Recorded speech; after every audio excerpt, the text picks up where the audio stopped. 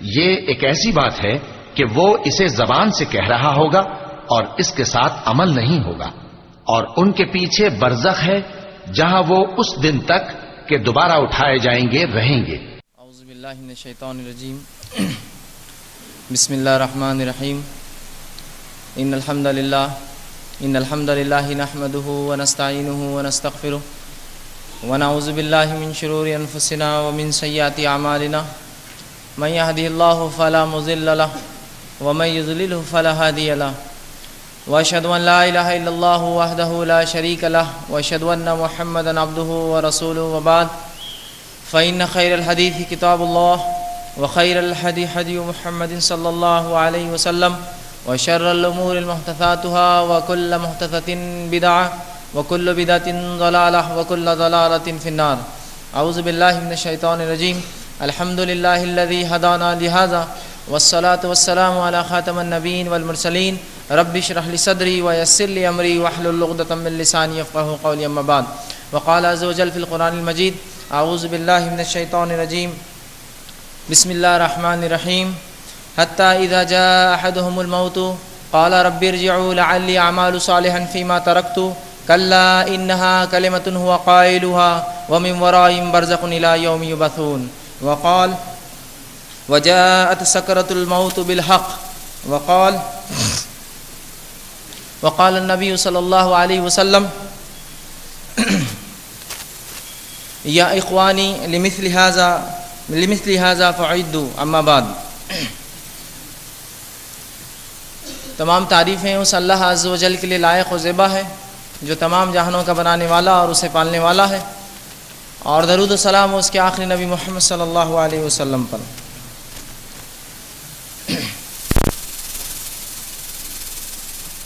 بہرحال تھوڑی سی آج کے اس تقریر میں معذرت چاہوں گا چونکہ میری آواز کی وجہ سے، بہرحال آپ لوگ سمجھ ہی رہے ہیں، تو تھوڑا سا آپ لوگوں سے اس چیز کی گزارش ہے کہ تعاون کریں، بیچ بیچ میں شاید میں تھوڑا سا رک جاؤں آواز کو صاف کرنے، تو لوگ ادھر ادھر کی باتیں یا پریشان نہ ہوں۔ بہرحال چونکہ طبیعت کا تقاضا ہے اور چونکہ ہم یہ پروگرام الحمدللہ پچھلے 8 دن سے مسلسل لے رہے ہیں، تو آواز اس وجہ سے تھوڑی سی بہرحال خراب ہے۔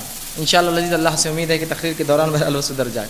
بہرحال آج کا جو میرا عنوان ہے جو آپ کے سامنے رکھا گیا وہ یہ تھا کہ مرنے کے بعد کیا ہوگا۔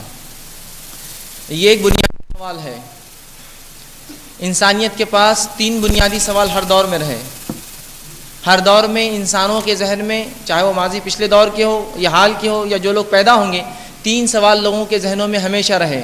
پہلا سوال تو یہ، ہم کہاں سے آئے ہیں، ہم کہاں سے آئے، بنیادی سوال۔ دوسرا سوال یہ کہ ہم کس لیے آئے ہیں، دنیا میں بھیجے جانے کا مقصد کیا ہے، اور تیسرا بنیادی سوال یہ ہے ہمیں جانا کہاں ہے۔ اور دنیا کے بہت سے ادیان یا مذاہب اس کا جواب دینے کی بہت ممکن کوشش کرتے ہیں، لیکن شریعت اسلامیہ نے جتنا واضح اور بہترین جواب ان تینوں سوالات کا دیا ہے، جو ایک ہر انسان کے ذہن کو جا کر ٹکراتے ہیں اور بار بار اسے سوچنے پر مجبور کرتے ہیں، میں کہاں سے آیا ہوں، میرا آنے کا مقصد کیا ہے، اور مجھے کہاں جانا ہے۔ آج کا میرا عنوان تیسرے سوال کے تعلق سے ہے، لیکن پہلے 2 کے جواب بھی میں دیتا ہوں، آج کے جو عنوان کی طرف جو ہے تفصیلی بات گفتگو کروں۔ پہلی چیز تو ہم کہاں سے آئے ہیں، شریعت اسلامیہ نے اس کا جواب دیا کہ ہماری تخلیق جنت میں ہوئی اور ہم وہاں سے اس دنیا میں بھیجے گئے ہیں، اور یہ بات قرآن کے مختلف ابواب یا مختلف صورتیں آپ جب پڑھیں گے اس میں آپ کو مل جائیں گی۔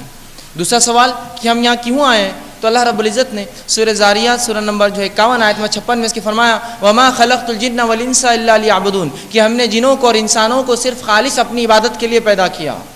تو آنے کا مقصد بھی شریعت نے واضح کیا، ہمارے آنے اور بھیج جانے کا مقصد ہے اللہ کی اطاعت، اس کی بندگی، اس کی فرمانبرداری اور اس کی اطاعت اور اس کی عبادت، یہی ہمارے پیدائش کا مقصد ہے۔ اسی بات کو سورہ ملک کی آیت نمبر 2 میں اللہ نے یوں وضاحت کیا خلق الموت والحیات لیبلوکم ایکم احسن عملا، کہ ہم نے موت اور زندگی کو پیدا کیا تاکہ جانے، جانچے، پرکھے تم میں کون ہے جو نیک اعمال کر کے ہمارے پاس لوٹتا ہے۔ تو آنے کا مقصد دنیا میں اللہ کی عبادت اور اطاعت اور نیک اعمال کرنا، اسی کی آزمائش کے لیے ہم بھیجے گئے ہیں۔ بلکہ اللہ نے بنیادی 2 باتیں موت اور حیات کا تذکرہ کر کے کہا کہ ہم نے موت اور زندگی کو پیدا کیا لیبلوکم ایکم احسن عملا، جانچے اور جانے تم میں کون ہے جو نیک اعمال کرتا ہے۔ تو دنیا میں آنے کا مقصد واضح کر دیا شریعت نے، اللہ کی عبادت اور نیکی میں جو ہے برتری، زیادہ سے زیادہ ہم نیکی کریں رب کے پاس۔ تیسرا سوال کہ ہمیں کہاں جانا ہے، یہ ہم کہاں جائیں گے، تو ظاہر سی بات ہے ہم لوٹ کر واپس اس مٹی میں جائیں گے جس سے ہماری تخلیق ہوئی، اس کے بعد ہم پھر اٹھائے جائیں گے اور مقام محشر میں جمع ہوں گے، حساب و کتاب ہوں گا، اور اس کے بعد پھر اسی مقام پر کچھ لوگ جائیں گے جہاں سے ہمارے باپ آدم کی شروعات ہوئی تھی، جنہوں نے ان کی اور ان کے بعد آنے والے انبیاء کی اتباع کی، وہ جنت میں جائیں گے اور بقیہ لوگ جہنم میں جائیں گے۔ اسلام نے واضح تصور ان چیزوں کا رکھ دیا۔ آج کا جو میرا عنوان ہے، مرنے کے بعد کیا ہوگا، یہ عنوان بہرحال بہت زیادہ وسعت نہیں رکھتا، اس کو ہم صرف اتنے حد تک لیں گے، آخرت سے پہلے موت کے بعد کیا ہوگا، جس کو میں کہوں گا کہ ہم مر گئے اور آخرت کے پہلے کیا ہوگا، بس یہ بیچ کا حصہ، یہ مرحلہ آج آپ کے سامنے رکھنے کی کوشش کروں گا۔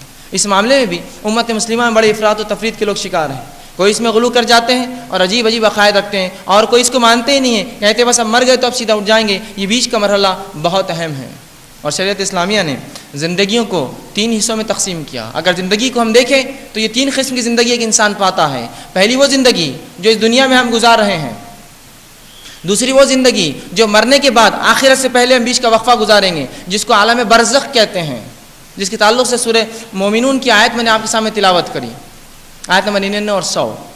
اور تیسری وہ زندگی جو آخرت کی ابدی زندگی ہے، جو ہمیشہ رہنے والی ہے۔ 2 زندگیاں، یہ جو ہے مختصر ہے، یہ ٹیمپرری ہے، عارضی ہے، جو اس دنیا کی زندگی، اور برزخ کی زندگی موت کے بعد دنیا واپس آخرت میں اٹھائے جانے سے پہلے، اور وہ زندگی جو آخرت کی ہے وہ دائمی ہے، ابدی ہے، ہمیشہ رہنے والی ہے۔ تو میرا آج کا عنوان یہ دوسری زندگی سے متعلق ہے جو موت کے بعد اور آخرت سے پہلے ہے۔ آئیے جو خطبے میں نے آپ کے سامنے جو ہے 2 آیتیں اور جو ہے رسول اللہ صلی اللہ علیہ وسلم کی ابن ماجہ کی ایک حدیث کا مختصر سا آخر ایک ٹکڑا آپ کے سامنے رکھا۔ اللہ رب العزت قرآن میں سورہ مومنون سورہ نمبر 23 آیت نمبر 99 اور 100 میں فرماتا ہے اور کہتا ہے حَتَّى إِذَا جَاءَ أَحَدُهُمُ الْمَوْتُ قَالَ رَبِّ ارْجِعُونِ، کہ جب یوں ہوتا ہے کہ کسی شخص کے پاس موت آتی ہے، فرشتے آ جاتے ہیں اور اس کے جانے کا وقت، اس دنیا سے گزرنے کا وقت آ جاتا ہے، رب ارجعوا، جب اسے پلٹنا ہوتا ہے، اللہ رب العزت کے فرشتے آتے ہیں اور اسے جو ہے لے جانے کے لیے تیار ہوتے ہیں، تو وہ کہتا ہے موت قال رب ارجعوا، اے میرے رب مجھے مہلت دی جائے۔ حتی اذا جاء احدهم الموت قال رب ارجعوا، کہ جب ہمارے فرشتے آ جاتے ہیں اور ایک انسان کی جان نکالتے ہیں تو وہ التجا اور گزارش کرتا ہے قال رب ارجعوا، اے اللہ مجھے لوٹنے دیا جائے۔ کیوں لوٹنے دیا جائے؟ سنیے اس کی گزارش، لعلی اعمال صالحا فیما ترکت، تاکہ وہ نیک اعمال جو میں دنیا میں چھوڑ رکھا تھا وہ کر لوں۔ کتاب، اللہ کی کتاب نے اس کی وضاحت کر دی کہ دنیا میں ہم بھیجے گئے نیک اعمال کے لیے، خلق الموت والحیات لیبلوکم ایکم احسن عملا، ہم نے موت اور زندگی کو اس لیے پیدا کیا جانے تم میں کون نیکی کرتا ہے۔ رب نے یہ فرمایا موت کے وقت جو انسان گزارشات التجا کرے گا، جو ریکویسٹ فرشتوں سے کرے گا اپنے رب کے پاس، وہ ایک ہی چیز کی ہوں گی، قال رب ارجعوا لعلی اعمال صالحا، اے اللہ ہمیں چھوٹ دی جائے نیک اعمال کرنے کے لیے۔ یہ نہیں کہیں گا وراثت بانٹنے کے لیے، لوگوں سے معافی مانگنے، نہیں، کچھ نہیں، صرف نیک اعمال کا تقاضا ہوگا۔ وہ کہیں گا اللہ جو نیکیاں چھوڑ کے آئے کر لوں۔ رب کے پاس سے جواب آئیں گا کلا، ہرگز نہیں، انہو کلمۃ ہوا قائلها، یہ تو تیری ایک بات تھی جس کا تو عادی تھا، قائل تھا۔ زبردست اللہ رب العزت نے انسانی فطرت کا خاکہ کھینچا۔ نماز پڑھو، کل سے دیکھیں گے، قائل ہے اس لفظ کا، موقع دیا جائے کل سے دیکھیں گے، اگلا جمعہ، اگلا رمضان، اگلا مہینہ، اگلی بار، اگلی موت کے ڈر سے۔ ایک موت ہوئی تو تھوڑے دن وہ مومن بن جاتا ہے، دین پر چلتا ہے، پھر دوسری موت کا انتظار کرتا ہے، کوئی اور مرے تو میں دیندار بن جاؤں۔ تو یہ اس کی فطرت ہے۔ اللہ نے کلا انہو کلمۃ ہوا قائلها، یہ تو تیری ایک بات ہے جس کا تو دنیا میں عادی تھا، چھوٹ دی جائے، مہلت دی جائے، کل سے اچھا بن جاؤں گا پرسوں سے۔ انہو کلمۃ ہوا قائلها ومن ورائہم برزخ الی یوم یبعثون، اور تمہارے اور اس دنیا کے بیچ میں ایک آڑ ہے، ایک برزخ ہے، ایک آڑ ہے، الی یوم یبعثون، دوبارہ اٹھائے جانے تک۔ تو کوئی شخص واپس نہیں آ سکتا۔ ایک بار چلا گیا، ایک بار چلا گیا، ایک بار مر گیا، فرشتے آ گئے، بات طے ہو گئی، تو اب جانا ہے، اب کوئی نہیں رک سکتا، چاہے پھر کسی ولی کا بیٹا ہو، کسی نبی کا بیٹا ہو، کسی خاندان سے تعلق ہو، انبیاء اور رسولوں سے اس کا تعلق رہا ہو، کسی کو کوئی فائدہ نہیں دیتی۔ موت آ گئی، معاملہ ختم ہو گیا، اس سے پہلے کہ موت آئے ہم وہ نیک اعمال کر لیں، ورنہ گناہگار، کافر، منافق یہی التجا کریں گے، اے اللہ قال رب ارجعوا، مجھے مہلت دی جائے، لعلی اعمال صالحا فیما ترکت، تاکہ وہ اعمال کر کے مجھے چھوڑ کر آیا تھا۔ اس سے پہلے کہ وہ گھڑی آ جائے، قرآن نے وضاحت کر دی، اشارہ کر دیا، سدھر جاؤ، چونکہ وہاں سے کوئی لوٹ نہیں سکتا۔ جب ہمارے فرشتے آ جاتے ہیں، ہونا ہی ہے، وہ جو کام کے لیے بھیجے جاتے ہیں اس چیز کو لے جاتے ہیں، اور وہ انسان کی روح ہے، اس کا جسم تو باقی رہ جاتا ہے۔ دوسری آیت جو میں نے آپ کے سامنے تلاوت کی سورہ قاف سورہ نمبر 50 کی آیت میں 19 کا ایک حصہ تھا وجاءت سکرۃ الموت بالحق، کہ اللہ فرماتا ہے کہ موت کی سختیاں حق کو لے کر آ پہنچی، موت کی سختیاں، موت کی تکلیفیں حق کو لے کر آ پہنچی۔ عالم ملائکہ دیکھ لیا، ملک الموت دکھ رہے ہیں، دیگر فرشتے دکھ رہے ہیں، اچھا تھا نیکوکار تھا تو اچھی سی شکل صورت کے فرشتے ہیں، برا تھا بدکار تھا تو گندی اور گھٹیا شکل کے اور بدبودار فرشتے اس کو لینے آئے ہیں۔ تو عالم میں وہ چیز جو اس سے چھپی تھی کھل چکی ہے اس کے سامنے، اور وہ ہے غائب آ چکا ہے اس کے سامنے، اس نے فرشتوں کو دیکھ لیا۔ تو اللہ رب العزت فرماتا ہے کہ سکرات موت کی تکلیفیں حق کو لے کر آ پہنچی۔ اب کوئی بھی شخص ہو چاہے کتنا ہی کٹر جو ہے اسلام کے خلاف یا کافر رہا ہو، اب وہ بھی تیار ہے اسلام کے لیے، وہ بھی تیار ہے بات ماننے کے لیے، وہ بھی التجا کر رہا ہے قال رب ارجعوا، اے اللہ مجھے مہلت دی جائے۔ مہلت نہیں دی جائیں گی، ایک ہی چاند سے یاد رکھیے زندگی، ایک زندگی ہے، اسی میں سب کچھ کر کے بتانا ہے، دوسرے بار جو ہے واپس آنے کا موقع نہیں دیا جائے گا۔ دنیا کے امتحانات میں فیل ہونے کے باوجود ہم پھر امتحانات دے سکتے ہیں، یہ امتحان صرف ایک بار دیا گیا، یہ زندگی ایک بار دی گئی، ایک بار ختم ہو جائیں گی، معاملہ ختم ہوا، اب اس کے بعد کوئی لوٹنا نہیں۔ آگے ایک حدیث میں نے آپ کے سامنے تلاوت کی، ابن ماجہ کی یہ روایت ہے۔ صحابی رسول فرماتے اللہ کے رسول صلی اللہ علیہ وسلم ہمارے ساتھ کسی کے انتقال میں تشریف فرماتے چلے تھے، آپ صلی اللہ علیہ وسلم خبر کے بازو بیٹھے تھے اور خبر کو دیکھ رہے تھے، اور رسول اللہ صلی اللہ علیہ وسلم کی دونوں آنکھوں سے زار و خطار آنسو جاری تھے، حتیٰ کہ داڑھی سے نکل کر نیچے کی مٹی گیلی ہو گئی۔ رسول اللہ صلی اللہ علیہ وسلم کی آنکھوں سے جو ہے آنسو جاری تھے، حتیٰ کہ نیچے کی مٹی گیلی ہو گئی، اور رسول اللہ صلی اللہ علیہ وسلم نے ہمارے طرف اشارہ کیا، ہم نے اللہ کے رسول کی طرف دیکھا اور آپ نے فرمایا یا اخوانی، اے میرے بھائیو، لمثل ھذا فاعدوا، اس جیسی چیز کے لیے تیاری کر لو۔ رسول اللہ صلی اللہ علیہ وسلم نے وضاحت کر دی، ہولناکیہ بتا دی، وہ خوف کا منظر بتا دیا کہ اے لوگو، اے میرے بھائیوں، اس چیز کی پہلے سے تیاری کرو، لمثل ھذا فاعدوا، اس میں جانے سے پہلے اس کی تیاری کر لو۔ رسول اللہ صلی اللہ علیہ وسلم کی ایک روایت بہرحال ہمارے لیے زبردست دلیل ہے۔ یہ قبر، یہ موت، اس کے بعد کے مراحل بہت سنگین چیز ہے، جس کو ہم نے بڑا آسان سمجھ لیا، جس کو ہم نے کھلواڑ اور کھیل سمجھ لیا، اور دنیا کی رنگینیوں میں جو ہم ڈوب گئے، غرق ہو گئے کہ ہم نے شریعت اور دین اور اسلام اور اس کے رسول، اس کی سنت، ان کی اتباع، ان سب کو بالائے طاق رکھ کر دنیا کو سب کچھ سمجھ بیٹھے اور سمجھتے ہیں یہاں ہمیشہ زندہ رہیں گے اور یہی ہمارے لیے جنت اور ابدی زندگی ہے، جبکہ رسول اللہ نے وضاحت کر دی اس جیسی چیز سے ڈرو، اس جیسی چیز سے ڈرو، لمثل ھذا فاعدوا، کہ اللہ کے رسول فرما رہے اے میرے بھائیو، اس جیسی تگا کے لیے تیاری کر لو، اس کے لیے تیاری کر لو پہلے۔ اور رسول اللہ صلی اللہ علیہ وسلم نے ایسے شخص کو عقل مند کہا جو موت سے پہلے اس کی تیاری کر لے۔ رسول اللہ صلی اللہ علیہ وسلم نے ایسے شخص کو عقل مند کہا جو موت سے پہلے موت کی تیاری کر لے۔ زبردست بات کہی، ورنہ وہاں التجا کریں گا، قال رب ارجعوا، موقع نہیں دیا جائے گا، تو عقل مند تو واقع میں وہی رہا جس نے موت سے پہلے اس شریعت کو تھام لیا اور اس کی اتباع میں لگ گیا۔ ورنہ موت اور قبر یہ بہت سخت چیز ہے، ہمیں جو چیز دکھتی ہے بہرحال صرف ایک گڑھا ہے جو ہم عموماً دیکھتے ہیں، لیکن آج یہ حال ہے، اس کو دیکھ کر بھی ہمارے دلوں میں وہ خوف نہ رہا، وہ خوف نہ رہا جو ہونا چاہیے تھا اس قبر کو دیکھ کر، بلکہ قبرستانوں میں لوگوں کو ہنستے، مذاق کرتے اور چھچورے چالے کرتے ہوئے دیکھا جاتا ہے۔ کیا اس جگہ پر جا کر جس کو رسول اللہ نے عبرت کا مقام بتایا ہے اور پہلے منع کیا تھا، بعد میں اجازت دی اور کہا میں نے تمہیں قبروں کی زیارت سے منع کیا تھا، آج حکم دیتا ہوں اس لیے کہ تم اس سے جو ہے عبرت حاصل کرو۔ یہ ایک مقام تھا عبرت کا، لیکن اس عبرت کے مقام کو لوگوں نے کھلواڑ کا مقام بنایا ہے، کھیل و کود کا مقام بنایا ہے، گھومنے پھرنے کا مقام بنایا ہے، سجنے دھجنے کا مقام بنایا ہے، جا کر پکنک منانے کا مقام بنایا ہے۔ جاتے ہیں کچھ لوگ خبروں پر پکنک منانے، یہ عبرت کا مقام تھا۔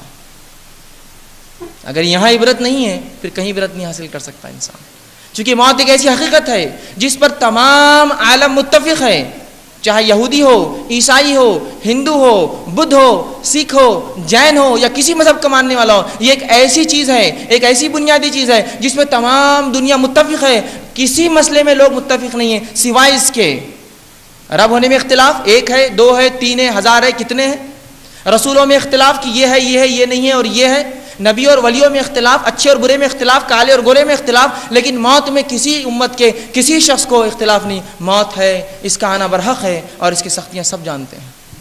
تو موت ایک ایسی واحد چیز ہے جس کو میں کہوں گا تمام دنیا متفق ہے اس پر، تمام دنیا کا اجماع ہے اس پر کہ ہاں یہ ہے، اس کی حقیقت ہے، اور تمام کے تمام اس سے خوف بھی کھاتے ہیں، چونکہ یہ چیز عبرتناک ہے، اس لیے کہ یہ تمام لذتوں کو دنیا کی ختم کر دیتی ہے، یہ تمام چیزوں ختم کر کے انسان کو سوچ میں مجبور کرتی ہے کہ ایک انسان چلتا اور پھرتا تھا، وہ کیا ہے جو اس کی جسم سے نکل گیا اور آج باقی سب تو ہے لیکن یہ پڑا ہے؟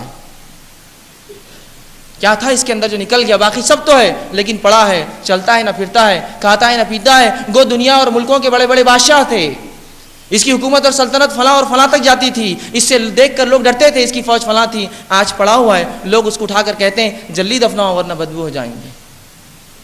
تو کیا ہوا اس کے ساتھ؟ شریعت اسلامیہ اس کا زبردست جواب اس امت کو دیتی ہے۔ افسوس اس امت نے اس جواب کو خود بھی بھلا دیا اور اقوام عالم تک پہنچانا تو دور، خود بھی اس پہ عمل چھوڑ دیا۔ آئیے آج میں مختصر سے اس وقت میں آپ کے سامنے چند باتیں رکھنے کی کوشش کروں گا۔ سب سے پہلی چیز، موت کی ہولناکیاں۔ موت ہے کیا؟ موت کیا چیز ہے؟ اس کی حقیقت کیا ہے جس کو ہم نے بڑا آسان سمجھ لیا؟ لوگ زبانوں سے کہتے ہیں میں موت سے نہیں ڈرتا۔ ہاں، وہ لوگ جو پاگل ہوتے ہیں وہ کسی سے نہیں ڈرتے ہیں، اس لیے کہ موت وہ چیز ہے جس کی سختی اور ہولناکیاں یہ تھی کہ رسول اللہ صلی اللہ علیہ وسلم رو پڑتے اس پر، صحابہ کی آنکھوں سے زار و خطر آنسو نکلتے، چونکہ وہ ڈرتے اس سے، اس لیے کہ یہ تمام اعمال کو بند کر دیتی ہے۔ اب جو ہوا بس اسی پہ ہو گیا، اسی پہ نتائج ہوتا ہے۔ تو یہ ڈرتے تھے موت سے، یہ ڈرتے تھے موت سے، اس لیے نہیں ڈرتے تھے کہ ان کو رب سے نہیں ملنا ہے، یہ ڈرتے اس لیے تھے کہ کیا ہم نے تیاری کی اس جیسی چیز کے لیے، کیا رب کے پاس منہ لے جائیں گے اس کے بعد۔ گو موت خود ایک زندگی کا جو ہے دروازہ ہے، وہ ایک نئی زندگی میں دروازہ کھولتی ہے، لیکن اس کی سختی اپنی جگہ ہے۔ آئیے رسول اللہ صلی اللہ علیہ وسلم کی زندگی سے اور صحابہ کے اقوال اور ان کے حالات سے دیکھتے ہیں موت ہے کیا چیز، اس کی ہولناکیاں اور سختیاں کیا ہے۔ آئیے آپ کے سامنے رکھتا ہوں اللہ رب العزت قرآن میں جس طرح سورہ نون کی آیت نمبر 19 میں نے تلاوت کی، وجاءت سکرۃ الموت بالحق، کہ موت کی سختیاں حق کو لے کر آ پہنچی۔ تو اس آیت میں بھی اللہ رب العزت نے موت کی سختیوں کا لفظ استعمال کیا، سکرات کا لفظ استعمال کیا۔ تو موت آسان چیز نہیں ہے، اس کی بڑی سختیاں ہیں، یاد رکھیے، بڑی سختی اور ہولناکیاں ہیں اس کی۔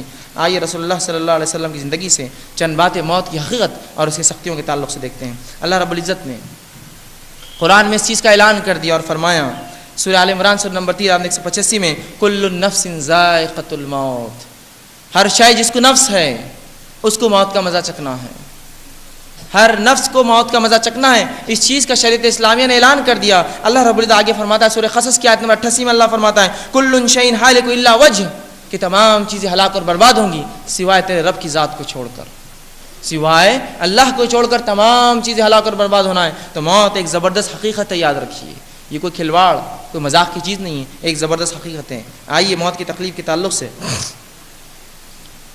رسول اللہ صلی اللہ علیہ وسلم صحابہ کے اقوال دیکھتے ہیں، اس لیے کہ میت یا جو شخص مرتا ہے وہ اٹھ کر تو نہیں بتا سکتا کہ کیا تکلیفیں مجھے ہوئی ہیں، لیکن یقیناً رسول اللہ کے الفاظ اور صحابہ کے چند اقوال جو موت سے پہلے انہوں نے کہے، کم از کم اس کی شدت ہمیں بتا سکتے ہیں۔ یقیناً مردہ اٹھ کر تو نہیں کہتا ہے کیا ہوا، اگر کہہ دیتا تو یقیناً ہمارا ہنسنا بند ہو جاتا اور ہم جو ہے زیادہ جو ہے دنیا کو چھوڑ کر جو ہے دین میں لگ جاتے اور اللہ کی طرف لگ جاتے، اس لیے کہ موت ہے ہی ایسی ہولناک چیز، ہے ہی ایسی سخت چیز۔ آئیے تو مردہ تو کوئی اٹھ کر نہیں کہہ سکتا، رسول اللہ صلی اللہ علیہ وسلم چند اقوال، قرآن کی چند آیتیں، صحابہ کے اقوال دیکھتے ہیں موت کیا ہے۔ سب سے پہلے اللہ رب العزت نے موت کی سختیوں کا تذکرہ کیا سورہ قیامہ سورہ نمبر 75 کی آیت نمبر 24 سے لے کر 35 میں اللہ رب العزت فرماتا ہے، ایک کے بعد ایک آیت تلاوت کرتا ہوں اور ترجمہ رکھتا ہے، تو اللہ فرماتا ہے ووجوہ یومئذ باسرہ، اللہ فرماتا ہے اور کتنے چہرے اس دن اداس اور لٹکے ہوئے ہوں گے۔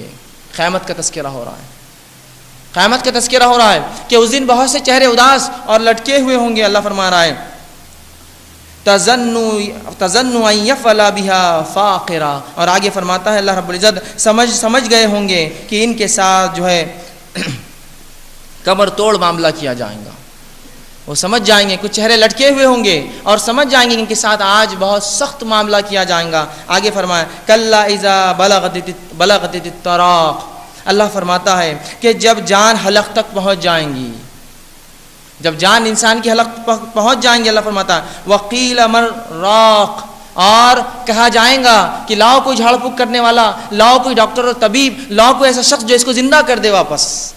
اعلان کیا جائے گا کوئی ہے جھاڑ پھونک کرنے والا، کوئی ہے پڑھنے والا، کوئی ہے جو زندگی واپس دے دے، یہ بات کی جائیں گی۔ اللہ فرماتا ہے وظن انہ الفراق، اور آدمی جان لیں گا کہ اس کے جانے کا وقت آ چکا ہے، اس کے الگ ہونے کا وقت آ چکا ہے اور اب وہ دور ہونے والا ہے، اس دنیا سے الگ ہو جانے والا ہے۔ اللہ فرماتا ہے وَتَفَّتِ السَّاقُ بِالسَّاقِ، اور جب ایڑیوں سے ایڑیاں مل جائیں گی، موت کی تکلیف اور شدت کا تذکرہ ہو رہا ہے کہ انسان اتنی سخت تکلیف میں ہوگا موت میں کہ اپنے ایڑیوں سے ایڑیاں رگڑیں گا وہ، ایڑی سے ایڑی کا ملنا، اس کی رگڑ، اس کی تکلیف کا اندازہ ہے یہ، اس سے لگایا جا سکتا ہے کہ ایڑیوں سے ایڑیاں لگنے گا۔ الی ربک یومئذ مساق، اللہ فرماتا ہے آج تیرے پروردگار کی طرف چلنے کا وقت آ چکا ہے، آج اللہ کی طرف جانے کا وقت آ چکا ہے۔ فلا صدق ولا صلی، نہ تو نے تصدیق کی دین کی، نہ نماز قائم کی کہا جائے گا، ولکن کذب وتولی، اور تو نے انکار کیا اور منہ پھیر کر چلا گیا۔ تذکرہ ہو رہا ہے ان لوگوں کا جو جہنمی ہوں گے، جن کے ساتھ یہ سلوک ہوگا۔ تو موت کی سختیاں اس آیت میں واضح کر دی گئی کہ انسان سمجھ جائیں گا جانے کا وقت ہے، اور تکلیف یہ اس سخت اس انداز کی کہ ایڑیوں سے ایڑیاں رگڑی جائیں گی۔ آئیے آگے ہم دیکھتے ہیں حضرت عمرو بن عاص رضی اللہ عنہ کا ایک واقعہ، یہ فاتح مصر کہلاتے ہیں۔ ایک دن انہوں نے کہا کہ مجھے تعجب ہوتا ہے ان لوگوں پر کہ جن کی موت کا وقت قریب ہوتا ہے، جو مرنے والے ہوتے ہیں لیکن وہ اپنی موت کی کیفیت نہیں بتاتے ہیں۔ جب ان کی موت کا وقت آیا، عبداللہ ابن عباس رضی اللہ عنہ کے پاس پہنچ گئے اور کہا اے جو ہے عمرو بن عاص، تم یہ کہا کرتے تھے کہ تعجب ہے ان لوگوں پر جو موت کے قریب ہوتے ہیں لیکن اپنی موت کے تعلق سے بتاتے نہیں ہیں، بیان نہیں کرتے ہیں، تذکرہ نہیں کرتے ہیں۔ تو کہا ہاں میں بتاتا ہوں میرے ساتھ کیا ہو رہا ہے۔ اس صحابی رسول کے اقوال سن لیجیے موت کے قریب کیا تھے۔ وہ کہتے ہیں کہ میں بتاتا ہوں تمہیں میرا کیا حال ہے، یوں لگتا ہے آسمان زمین پر گر پڑا ہے اور میں دونوں کے بیچ میں پسا جا رہا ہوں، رگڑا جا رہا ہوں، میں یہ تکلیف مجھے ہو رہی۔ تم مجھ سے پوچھتے ہو کہ کیا تکلیف ہے، تو سنو، لگتا ہے آسمان زمین پر گر پڑا ہے اور میں دونوں کے بیچ میں پسا چلا جا رہا ہوں، اور یوں لگتا ہے میرے پیٹ میں جو ہے کھجور کے کانٹے کسی نے بھر دیے، یہ تکلیف میں اندر محسوس کرتا ہوں۔ اور فرمایا یوں لگتا ہے میری گردن پہ کسی نے ایک بہت بڑا پہاڑ لا کے رکھ دیا ہے اور میری سانس سوئی کے ناکے اور اس کے سوراخ میں سے آئے ہو جا رہی ہے۔ یہ تذکرہ ہے ایک صحابی رسول کا کہ وہ کہتے ہیں یہ سختی مجھے لگتی ہے، پہاڑ جو ہے آسمان سے زمین پہ گر چکا ہے، ایک پہاڑ میری گردن پہ رکھا جا چکا ہے۔ اندازہ لگائی جب پہاڑ گردن پہ ہو سانس کیسے لے انسان، اور میرے پیٹ میں یوں لگتا ہے جیسے کھجور کے کانٹے بھر دیے گئے ہو، اور جو ہے میری کیفیت یہ ہے کہ میری سانس جو آتی جاتی ہے لگتا سوئی کے جو ناک کا اس کے سوراخ میں سے آ اور جا رہی ہے۔ یہ تکلیف ہے، یہ صحابی رسول کا قول ہے۔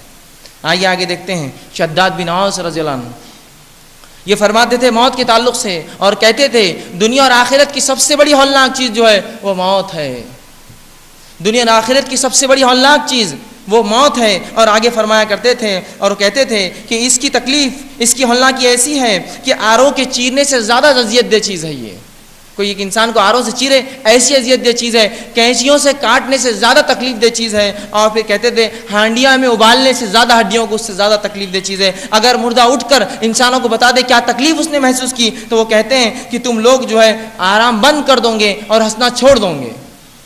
یہ تکلیف اور یہ کیفیت، یہ حالات ایک شخص کی موت کے وقت ہوتی ہے، جس موت کو ہم نے یہ سمجھا کہ بہت دور ہے۔ یاد رکھیے یہ ایسی چیز ہے جو ہر بار آپ کے طاق میں ہے۔ لوگ کہتے ہیں موت کا کیا بھروسہ، میں الٹا کہتا ہوں، میں کہتا ہوں زندگی کا کیا بھروسہ، ہاتھ چھوڑ کر چلی جائے۔ موت تو وہ چیز ہے، پیدا ہوا تو مرنا ہی ہے، اس کا تو بھروسہ ہے۔ بھروسہ اس چیز کا نہیں ہے جو میرے پاس ابھی ہے، وہ ہے زندگی۔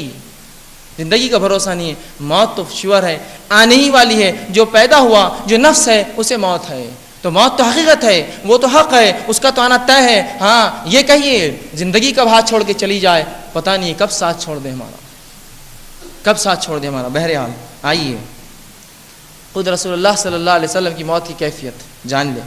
بخاری کی روایت ہے، دیگر کتب میں بھی یہ حدیثیں آتی ہیں، بہرحال تفصیلات کا موقع نہیں ہے، مختصر سا واقعہ رکھتے ہوئے آگے چلوں گا۔ رسول اللہ صلی اللہ علیہ وسلم کی موت کا واقعہ، ماں عائشہ رضی اللہ عنہا فرماتی ہے رسول اللہ صلی اللہ علیہ وسلم کی موت کی کیفیت اور جو مرض آپ کو ہوا، جس مرض میں آپ مبتلا ہوئے اور اسی مرض میں آپ کا انتقال ہوا، وہ فرماتی ہے رسول اللہ صلی اللہ علیہ وسلم کو جو تکلیف اور شدت تھی، آپ اس تکلیف اور شدت کو برداشت نہ کر سکتے، کبھی وضو کرتے، کبھی سر پر پانی ڈالتے، کبھی چہرے پر پانی مارتے، کبھی داڑھی کو پانی سے بھگاتے۔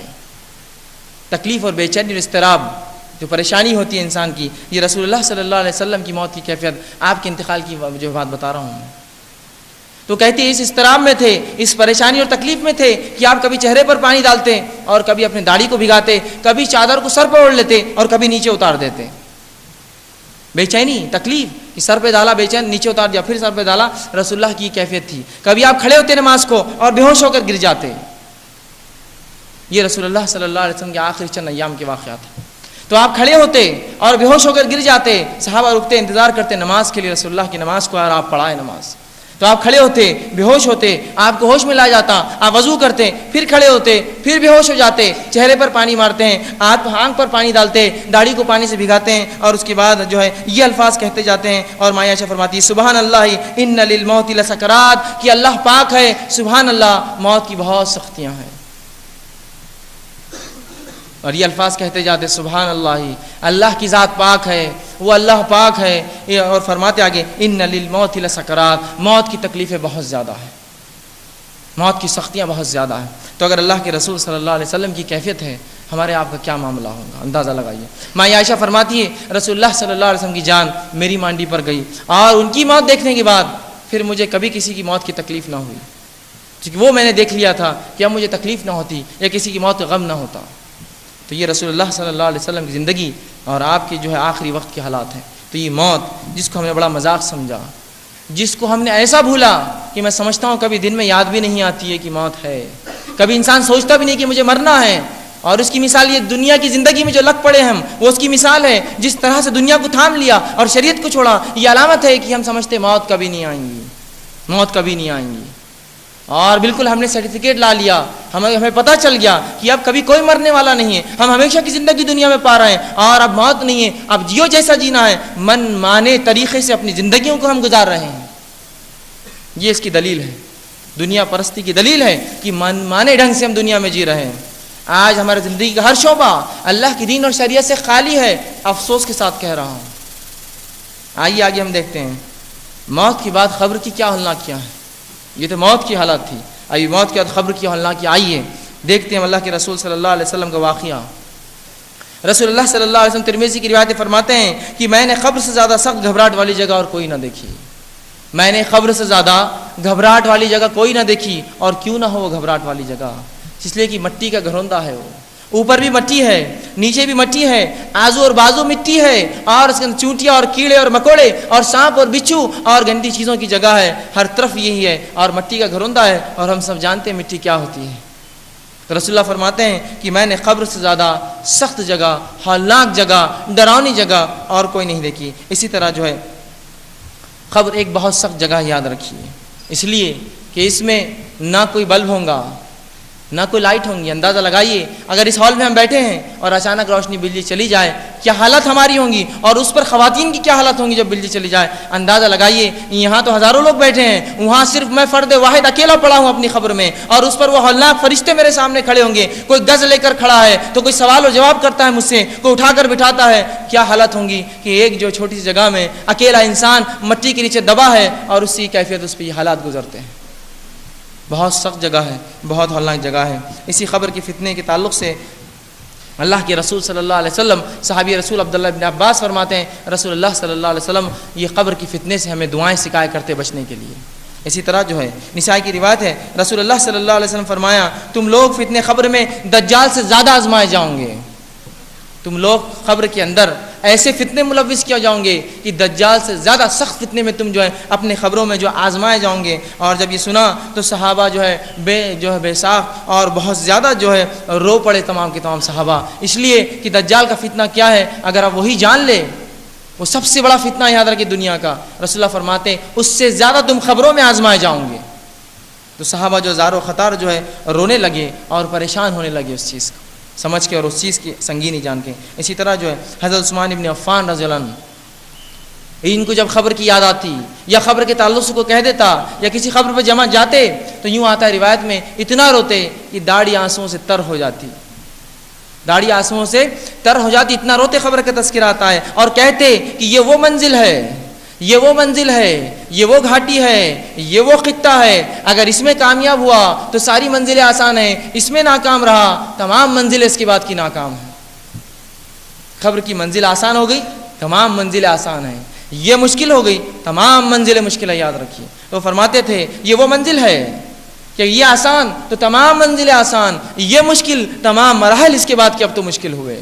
اسی لیے کہنے والوں نے کہا اور یہ اقوال صحابہ میں ملتا ہے کہ قبر یہ جنت کا ایک ٹکڑا, ایک کیاری یا جہنم کا ایک گڑھا ہے. یہ قبر جو ہوتی ہے یا تو جہنم کا گڑھا ہے یا جنت کی ایک کیاری ہے, دونوں میں سے کوئی ایک چیز ہے صرف ہی. اور جس کے لیے یہ آسان رہا تمام معاملے آسان رہے. اسی طرح عمر ابن خطاب رضی اللہ عنہ کے تعلق سے آتا ہے خبر اور آخرت کو یاد کرتے، بحقی کی روایت ہے، خبر اور آخرت کو یاد کرتے اور اتنا روتے کہ آپ کے چہرے کے اوپر 2 کالے نشان پڑ گئے تھے آنسوؤں کے بہنے سے۔ عمر ابن خطاب رضی اللہ عنہ خبر اور آخرت کو یاد کر کے اتنا رویا کرتے کہ آپ کے چہرے کے اوپر 2 نشان پڑ گئے تھے جہاں آنسو جس سے بہتے۔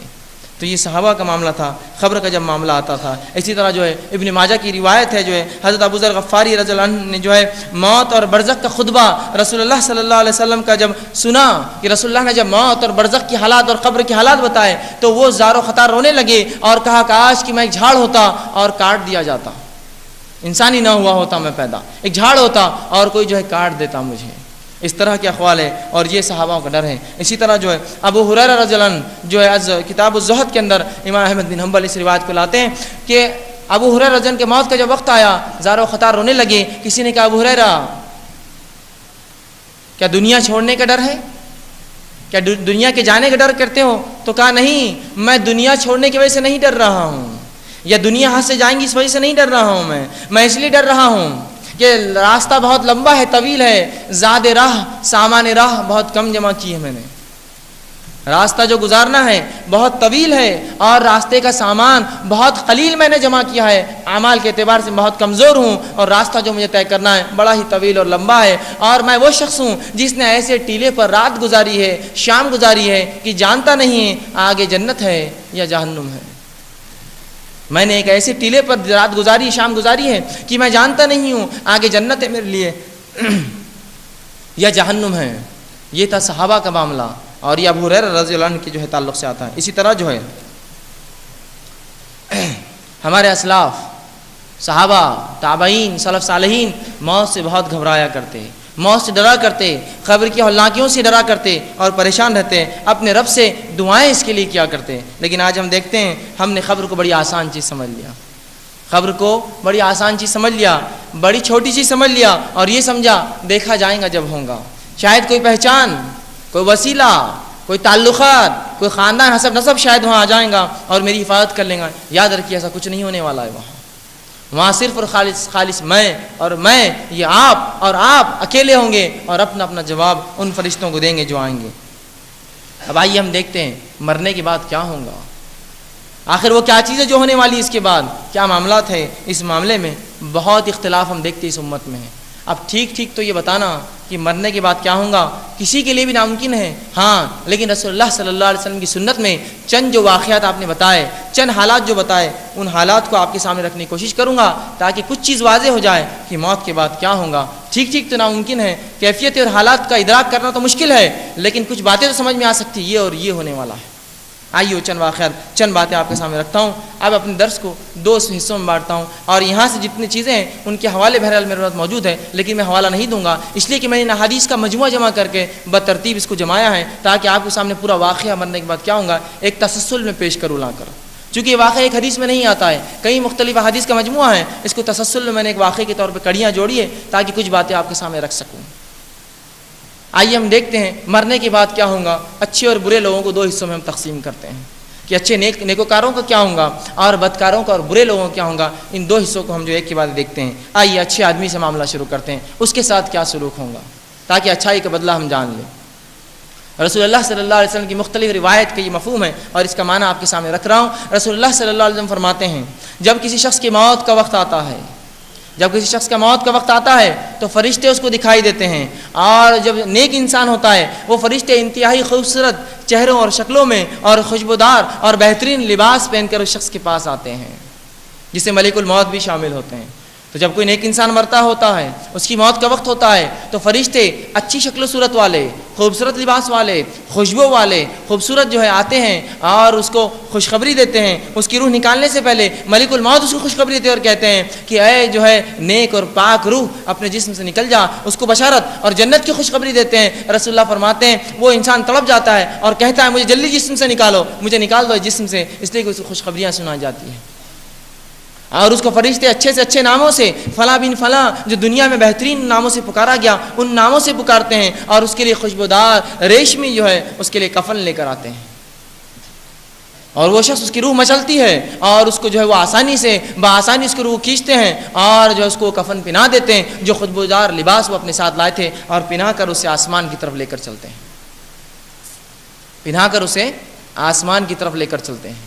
رسول اللہ صلی اللہ علیہ وسلم فرماتے ہیں آسمان پر لوگوں کو، جو آسمان پہ جو فرشتے ہوتے ہیں انہیں پہلے ہی روح کی خوشبو آ جاتی ہے، اتنا مہکدار لباس ہوتا ہے جو اسے کفن پہنایا جاتا ہے، اور وہ کہتے ہیں جب دستک دی جاتی ہے تو فرشتے آ کر کہتے ہیں کہ خوش آمدید، سلام کرتے ہیں، اے جو ہے روح، اے پاک پاک روح، آؤ تمہارا استقبال ہے یہاں، اور فرشتے اس کو استقبال کرتے ہیں اور اس کے ساتھ دوسرے آسمان تک دوسرے فرشتوں کے ساتھ جاتے ہیں مل کر، اور اسے چھوڑ کر آتے ہیں، اس کو اس کی جو ہے تعریف کرتے ہیں، اور پھر وہاں سے دیکھ کے بعد دیگر آسمانوں پہ چڑھتا ہوا رسول اللہ فرماتے ہیں اس کی روح 7ویں آسمان تک جاتی ہے۔ اللہ رب العزت کہتا ہے میں نے تمہیں اس مٹی سے پیدا کیا، میں دوبارہ اسی سے اٹھاؤں گا، لہذا اسے لے جا کر اس کو وہاں ڈال دو اور اس کا نام علیین میں لکھ دو، نیکوکاروں کے رجسٹر میں نام ڈال دو اس کا۔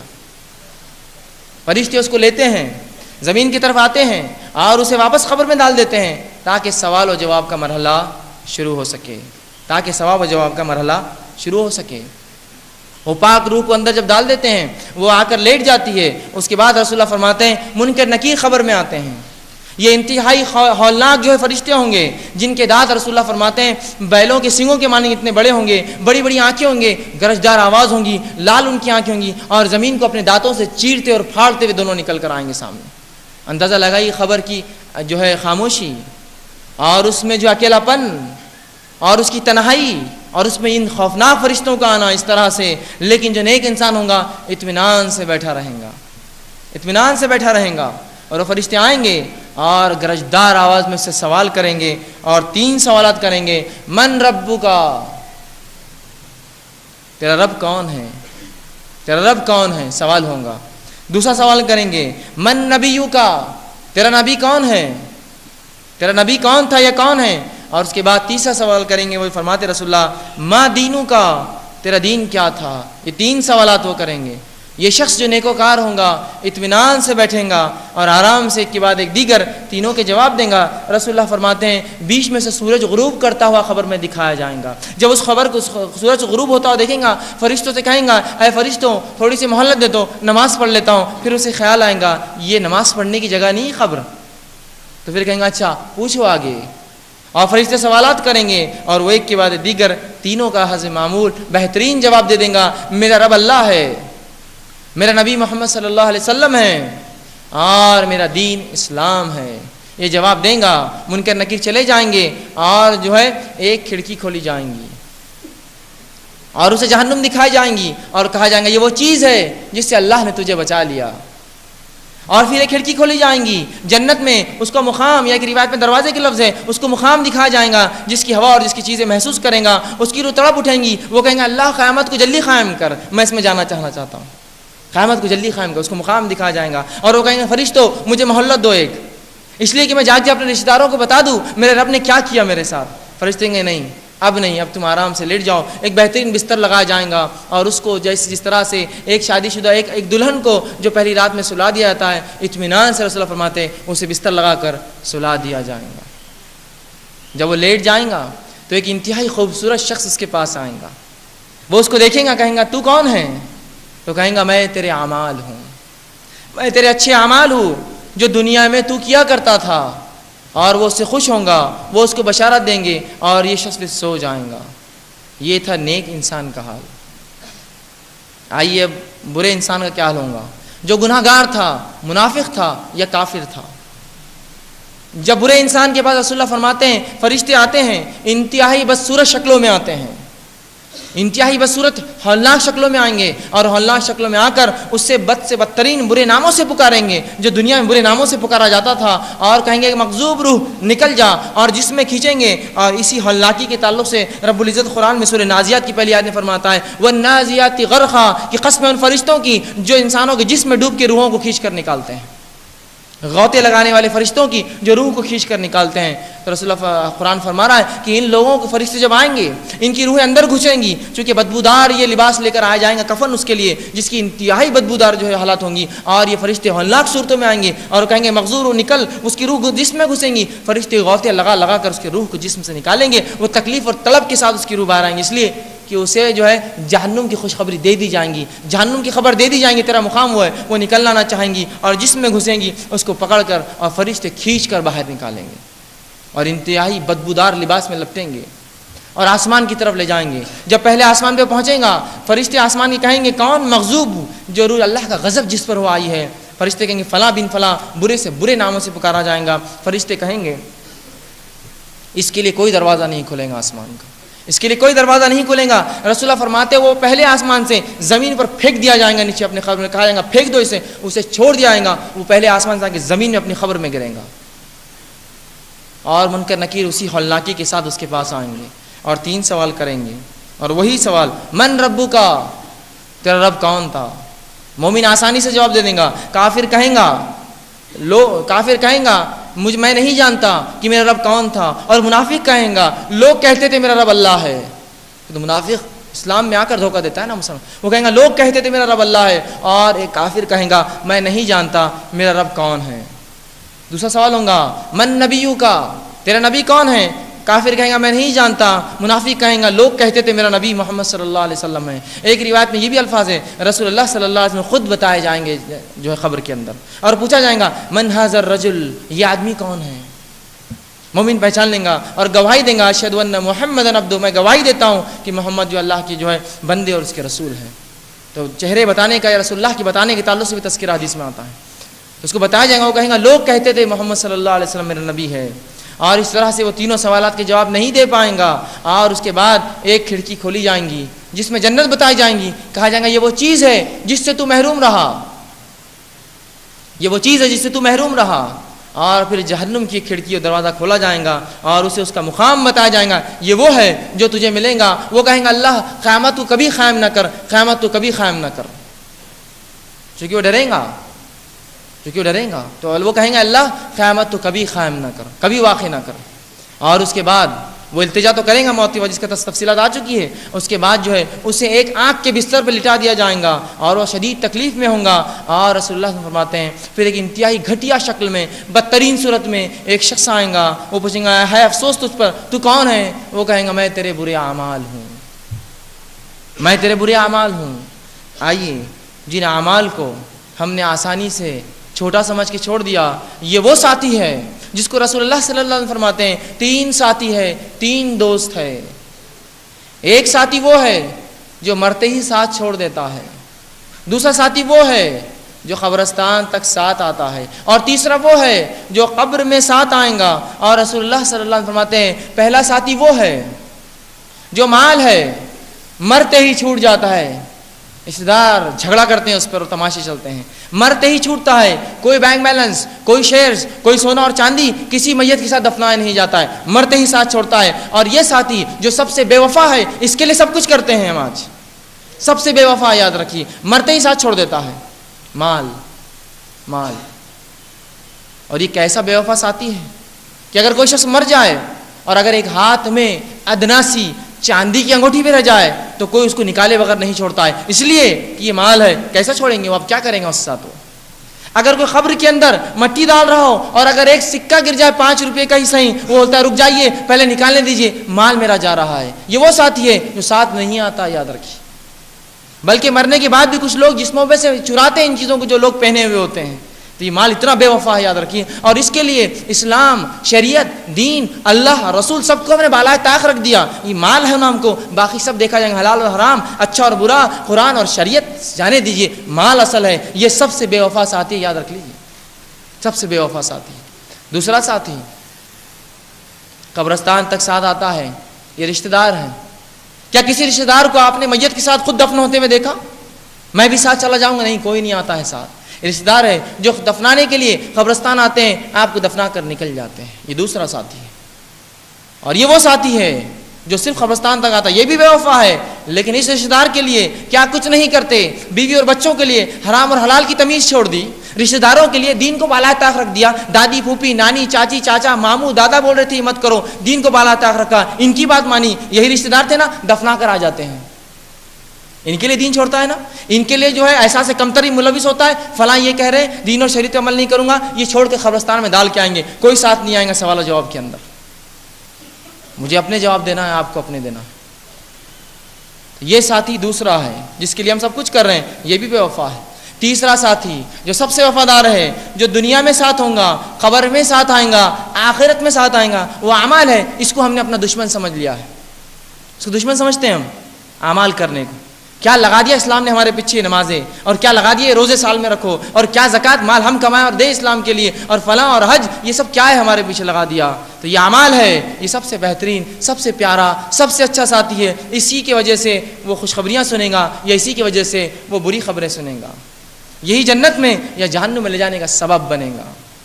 تو اس تیسرے ساتھی کو اپنا خاص ساتھی سمجھیے, اسپیشل فرینڈ بنا لیجئے اس کو, اس لیے کہ یہی ساتھ آنے والا ہے. بقیہ مال اور رشتہ دار جس کے لیے دین اور شریعت کو مکمل ہم بالائے طاق رکھتے ہیں, یہ کوئی بھی ساتھ نہیں آئے گا, کوئی بھی ہماری مدد نہیں کرے گا, کوئی بھی کسی قسم کی ہیلپ نہیں کر سکتا. یاد رکھیے, کسی قسم کی جو ہے وہاں مدد بھی نہیں ملیں گی. آئیے, اللہ رب العزت نے یہ حل نہ کیا, قرآن نے بہرحال بہت سی جگہ بتائی. تو یہ نیک اعمال ہے جو انسان کے ساتھ آتے ہیں, نیک اعمال ہے جو انسان کے ساتھ آتے ہیں. اب سوال یہ ہے, سوالات تو بڑے آسان ہیں, سوالات تو بڑے آسان ہیں, 3 مختصر سے سوالات کہ من ربو کا, تیرا رب کون ہے, میں تو یوں کہہ دوں گا اللہ. من نبیو کا, اتنا سا سوال, میں کہہ دوں گا محمد صلی اللہ علیہ وسلم. ما دینوں کا, تیرا دین کیا ہے, دین اسلام, اتنا آسان. یاد رکھیے سوالات 3 ہیں, مختصر سے ہے, لیکن وہی جواب دے پائیں گا جس کی زندگی اس پر گزری, جس کی زندگی اس پر گزری, جس نے دین جو اللہ کو واقع میں رب مانا, اسی سے دعائیں کی, اسی سے مشکل کشاؤں میں آواز دی, اسی سے حاجت روائی کرائی, اسی سے دستگیری کی, اسی سے اولاد مانگی, اسی سے زندگی مانگی, اسی سے تمام چیزیں اس نے کی. جس نے اس کو اپنا مانا تھا وہی کہہ سکیں گے اللہ میرا رب ہے, ورنہ دوسرے تو الگ الگ وہ کریں گے, وہ نہیں لے سکیں گے اللہ کا نام. جس نے واقعی میں اللہ کے لیے سب کچھ کیا وہی کہہ سکیں گا میرا رب اللہ ہے. جواب آسان دکھتا ہے, اللہ اتنا تو کہنا ہے, لیکن جواب منہ سے نہیں نکلے گا. وہ خبر کی اللہ کی اور فرشتوں کا وہ عالم, انسان جواب نہیں دے پائیں گا. اور انسان یاد رکھیے جو عمل کرتا ہے وہی کہتا ہے. واقعات آپ سنتے ہیں, بہت سے لوگوں کی موت کا وقت آ گیا اور گانے گا رہے ہیں, کہا جا رہا ہے کلمہ پڑھو, نہیں آتا ہے منہ پر. زندگی میں جو عمل کیا وہی ہونے والا ہے, یاد رکھیے وہی ہونے والا ہے. زندگی بھر گانے گائے, گانے نکلیں گے موت کے وقت. اور رسول اللہ فرماتے ہیں جس حالت میں انسان مرتا ہے اسی حالت میں اٹھایا جائے گا. نماز کی حالت میں مرا, نمازی اٹھایا جائے گا. طواف کی حالت میں مرا, طواف میں اٹھایا جائے گا. اللہ کی راہ میں مارا گیا, اسی حالت میں اٹھایا جائے گا. جس حالت میں مرتا ہے اس حالت میں اٹھایا جاتا ہے. تو جس نے واقعی میں اللہ کو رب مانا, اس کے ساتھ شریک نہیں کیا, وہی کہہ پائیں گا ربی اللہ, میرا رب اللہ, باقی نہیں کوئی. آسان نہیں, یاد رکھیے. دوسرا سوال, من نبیوں کا, تیرا نبی کون ہے, میں تو آسانی سے کہہ دوں محمد صلی اللہ. نہیں, یہ جواب صرف وہ دے پائیں گا جس نے واقعی میں اپنی زندگی رسول اللہ صلی اللہ علیہ وسلم کی سنت, آپ کے طریقے, آپ کی اتباع پہ گزاری ہے, وہی کہہ سکیں گے محمد رسول اللہ صلی اللہ علیہ وسلم میرے نبی ہے. باقی لوگوں کے منہ سے الفاظ ہی نہیں نکلیں گے. یا تو ہاں لا ادری, مجھے نہیں پتا یہ کہیں گا, یا کہیں گا لوگ کہتے تھے کہ محمد صلی اللہ علیہ وسلم میرے نبی ہے. الفاظ اس کے منہ سے نہیں نکلیں گے. تو جس نے اپنی زندگی میں رسول اللہ کو ہادی, اپنا رہبر اور اپنا جو ہے اتباع کے لائق سمجھا, آپ کی سنت پہ عمل کیا اور تمام زندگی اسی پہ گزاری اور اسی پہ اس کا خاتمہ ہوا, تو یہی آدمی ہے جو آسانی سے کہیں گا کہ محمد صلی اللہ علیہ وسلم میرے نبی ہے, اور گواہی دیں گا اشہد ان محمدًا عبدہ ورسولہ, میں گواہی دیتا ہوں کہ محمد صلی اللہ علیہ وسلم اللہ کے بندے اور رسول ہے. باقی لوگوں کے منہ سے نہیں نکلیں گے. تیسرا سوال, ما دینوں کا, تیرا دین کیا ہے. ہم سمجھتے کتنا آسان ہے دین اسلام. یاد رکھیے یہ وہی شخص کہہ سکیں گا جس نے واقعی میں اس شریعت کو نمونہ بنایا اور اس پہ زندگی گزاری, جس نے غیروں کے طریقے پہ زندگی گزاری ہے, وہ کہہ پائیں گا دین اسلام ہے میرا. جس نے اپنے نکاح, اپنی پیدائش کے رسومات اور اپنی موت کے رسومات, اپنی زندگی کے حال اور احوال کافروں کے جیسے بنا رکھے, کیا وہ کہہ پائیں گا میرا دین اسلام ہے. یہ تو وہی کہہ پائیں گا جو خالص اسلام پر چلا ہو, وہ کہیں گا میرا دین اسلام ہے. ورنہ وہ کہیں گا مجھے نہیں پتا کیا ہے, لوگ کہتے تھے میرا دین اسلام ہے.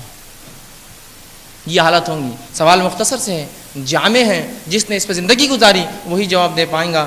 باقی لوگوں کے لیے ناممکن ہوگا کہ وہ کسی چیز کا جواب دے پائے اس میں سے. آئیے ہم دیکھتے ہیں صحابہ کا اس خبر کے تعلق سے کیا معاملہ تھا. سوال و جواب کے تعلق سے مسند احمد کی روایت ہے, رسول اللہ صلی اللہ علیہ وسلم نے صحابہ کو خبر کے حالات بتائے.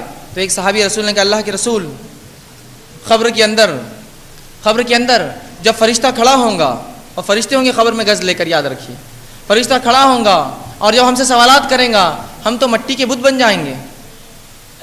ایک انسان کیسے جواب دے پائیں گا, ہم تو مٹی کے بت بن جائیں گے، اتنے خوفناک یہ جو فرشتے ہیں منکر اور نکیر اندر آئے ہوئے، اور ایک فرشتہ روایت میں گز یا ہتھوڑے لے کر آئیں گا، ہاں ایک انسان تو مٹی کا بت بن جائے گا، کیسے جواب دیں گا؟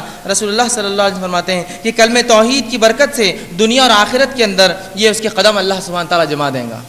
کلمہ توحید کی برکت سے، لا الہ الا اللہ محمد رسول اللہ، اس کی برکت سے اللہ دنیا اور اس کی آخرت میں قدم جما دیں گا، جس کے تعلق سے اللہ نے سورہ ابراہیم کی آیت نمبر 27 میں تفصیلات دی اور بیان کیا اور کہا یثبت اللہ الذین آمنوا بالقول الثابت فی الحیات الدنیا وفی الآخرہ، کہ اللہ رب العزت جو ہے کہ ایمان والوں کو اپنے کلمے کے ذریعے، کلمہ طیبہ کے ذریعے، توحید کے کلمے کے ذریعے اس دنیا میں اور آخرت میں ثابت قدم رکھیں گا. تو یاد رکھیے یہ کلمہ طیبہ ہے، لا الہ الا اللہ محمد رسول اللہ، جو انسان کو دنیا میں اور آخرت میں جما دیں گا. سوال یہ کلمہ تو چھوٹا سا ہے، اس کے تقاضوں کو جس نے پورا کیا اس کے ساتھ یہ سلوک ہوگا. اس کے تقاضے صرف یہ نہیں کہ ہم نے کلمہ پڑھ لیا لا الہ الا اللہ محمد کافی ہوا، اس کے تقاضوں کو جس نے لحاظ رکھا، اس کے مطابق اس کی زندگی گزری، وہی لوگوں کے ساتھ یہ معاملہ ہوگا. بقیہ دوسرے لوگ جواب نہیں دے پائیں گے. یاد رکھیے تو یہ کلمہ طیبہ ہے جو ہمیں وہ کریں گا، تو اس کلمے کو ہم تھام لیں، اس کے تقاضوں کو سمجھیں اور اس کے مطابق عمل کریں. اب آئیے ان 3 سوالات کے بعد ایک چوتھا سوال بھی ہوگا، ایک چوتھا سوال بھی ہے، لیکن یہ سوال ان تینوں کا نہیں ہے، یہ الگ سے ایک سوال ہوگا جو ابو داؤد کی روایت اور مسند احمد کی ایک حدیث ہے اور بخاری میں بھی اس کا ایک حصہ آتا ہے.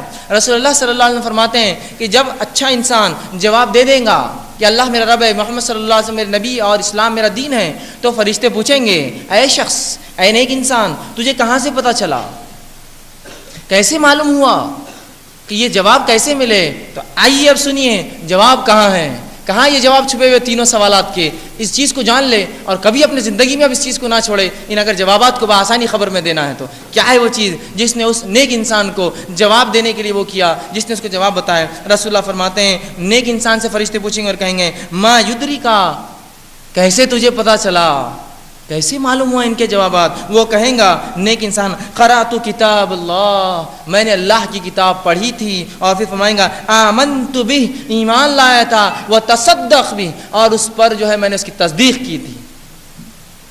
کہاں ہے جوابات؟ کون سی گائیڈ بک میں اس جو ہے کوشچن کے جو ہے آنسرس ہے؟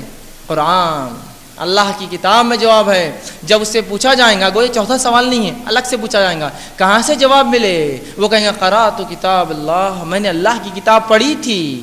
آمنت بہ، صرف پڑھی نہیں ایمان بھی لایا تھا. وتصدقت، اور اس کو میں نے تصدیق بھی کیا تھا اس چیز کو. تو کیا پتہ چل رہا ہے اس سے؟ اللہ کی کتاب ہے جس میں جوابات ہیں.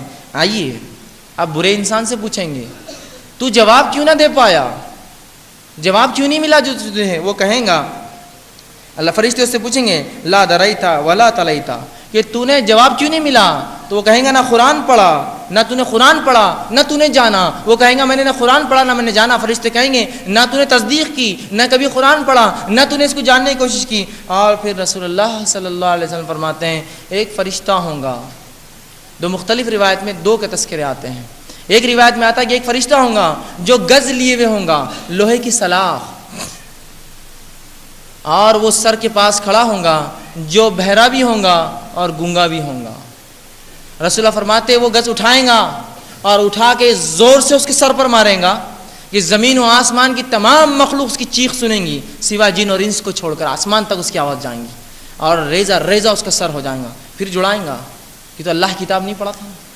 رسول اللہ فرماتے کیا تم جانتے ہو وہ گز کیسی ہے؟ کہ اللہ کے رسول ہم نہیں جانتے. تو کہ اگر وہ گز لے کر کسی دنیا کے بڑے پہاڑ پر مار دی جائے، وہ پہاڑ کو ریزہ ریزہ چورا چورا کر دیں گی وہ گز. اور انس اور جن، تمام انسان اور تمام جن بھی اگر ایک جگہ مل جائے تو اس گز کو تم ہلا بھی نہیں سکتے، اتنی وزنی ہوں گی وہ ایک گز. تمام جن اور انس پہلے سے لے کر آخری سب بھی مل جائے اس کو ہلا بھی نہیں سکتے ہو. وہ پڑیں گی سر پر ہر بار. دوسری روایت میں ابو داؤد کی جو الفاظ ہیں، فرشتہ تو ہتھوڑے لیے ہوں گا، دو ہتھوڑے لیے ہوں گا. جب پوچھیں گا کہ کیوں نہیں جانا، وہ کہیں گا میں نے قرآن نہیں پڑھا. تو فرشتہ کہیں گا کہ نہ تو نے جانا نہ کوشش کی، اور وہ دونوں ہتھوڑے لے کر اس کی کنپٹیوں پہ رسول اللہ فرماتے ماریں گا، جس سے اس کا بھیجا نکل کر اس کو اڑ جائے گا. اور اس زور سے وہ چیخ ماریں گا زمین و آسمان کی تمام مخلوق سنیں گی سوا انس اور جن کو چھوڑ کر. تو پہلا ہی عذاب جس کا انسان مکلف ہو رہا ہے وہ کیا ہے؟ اللہ کی کتاب.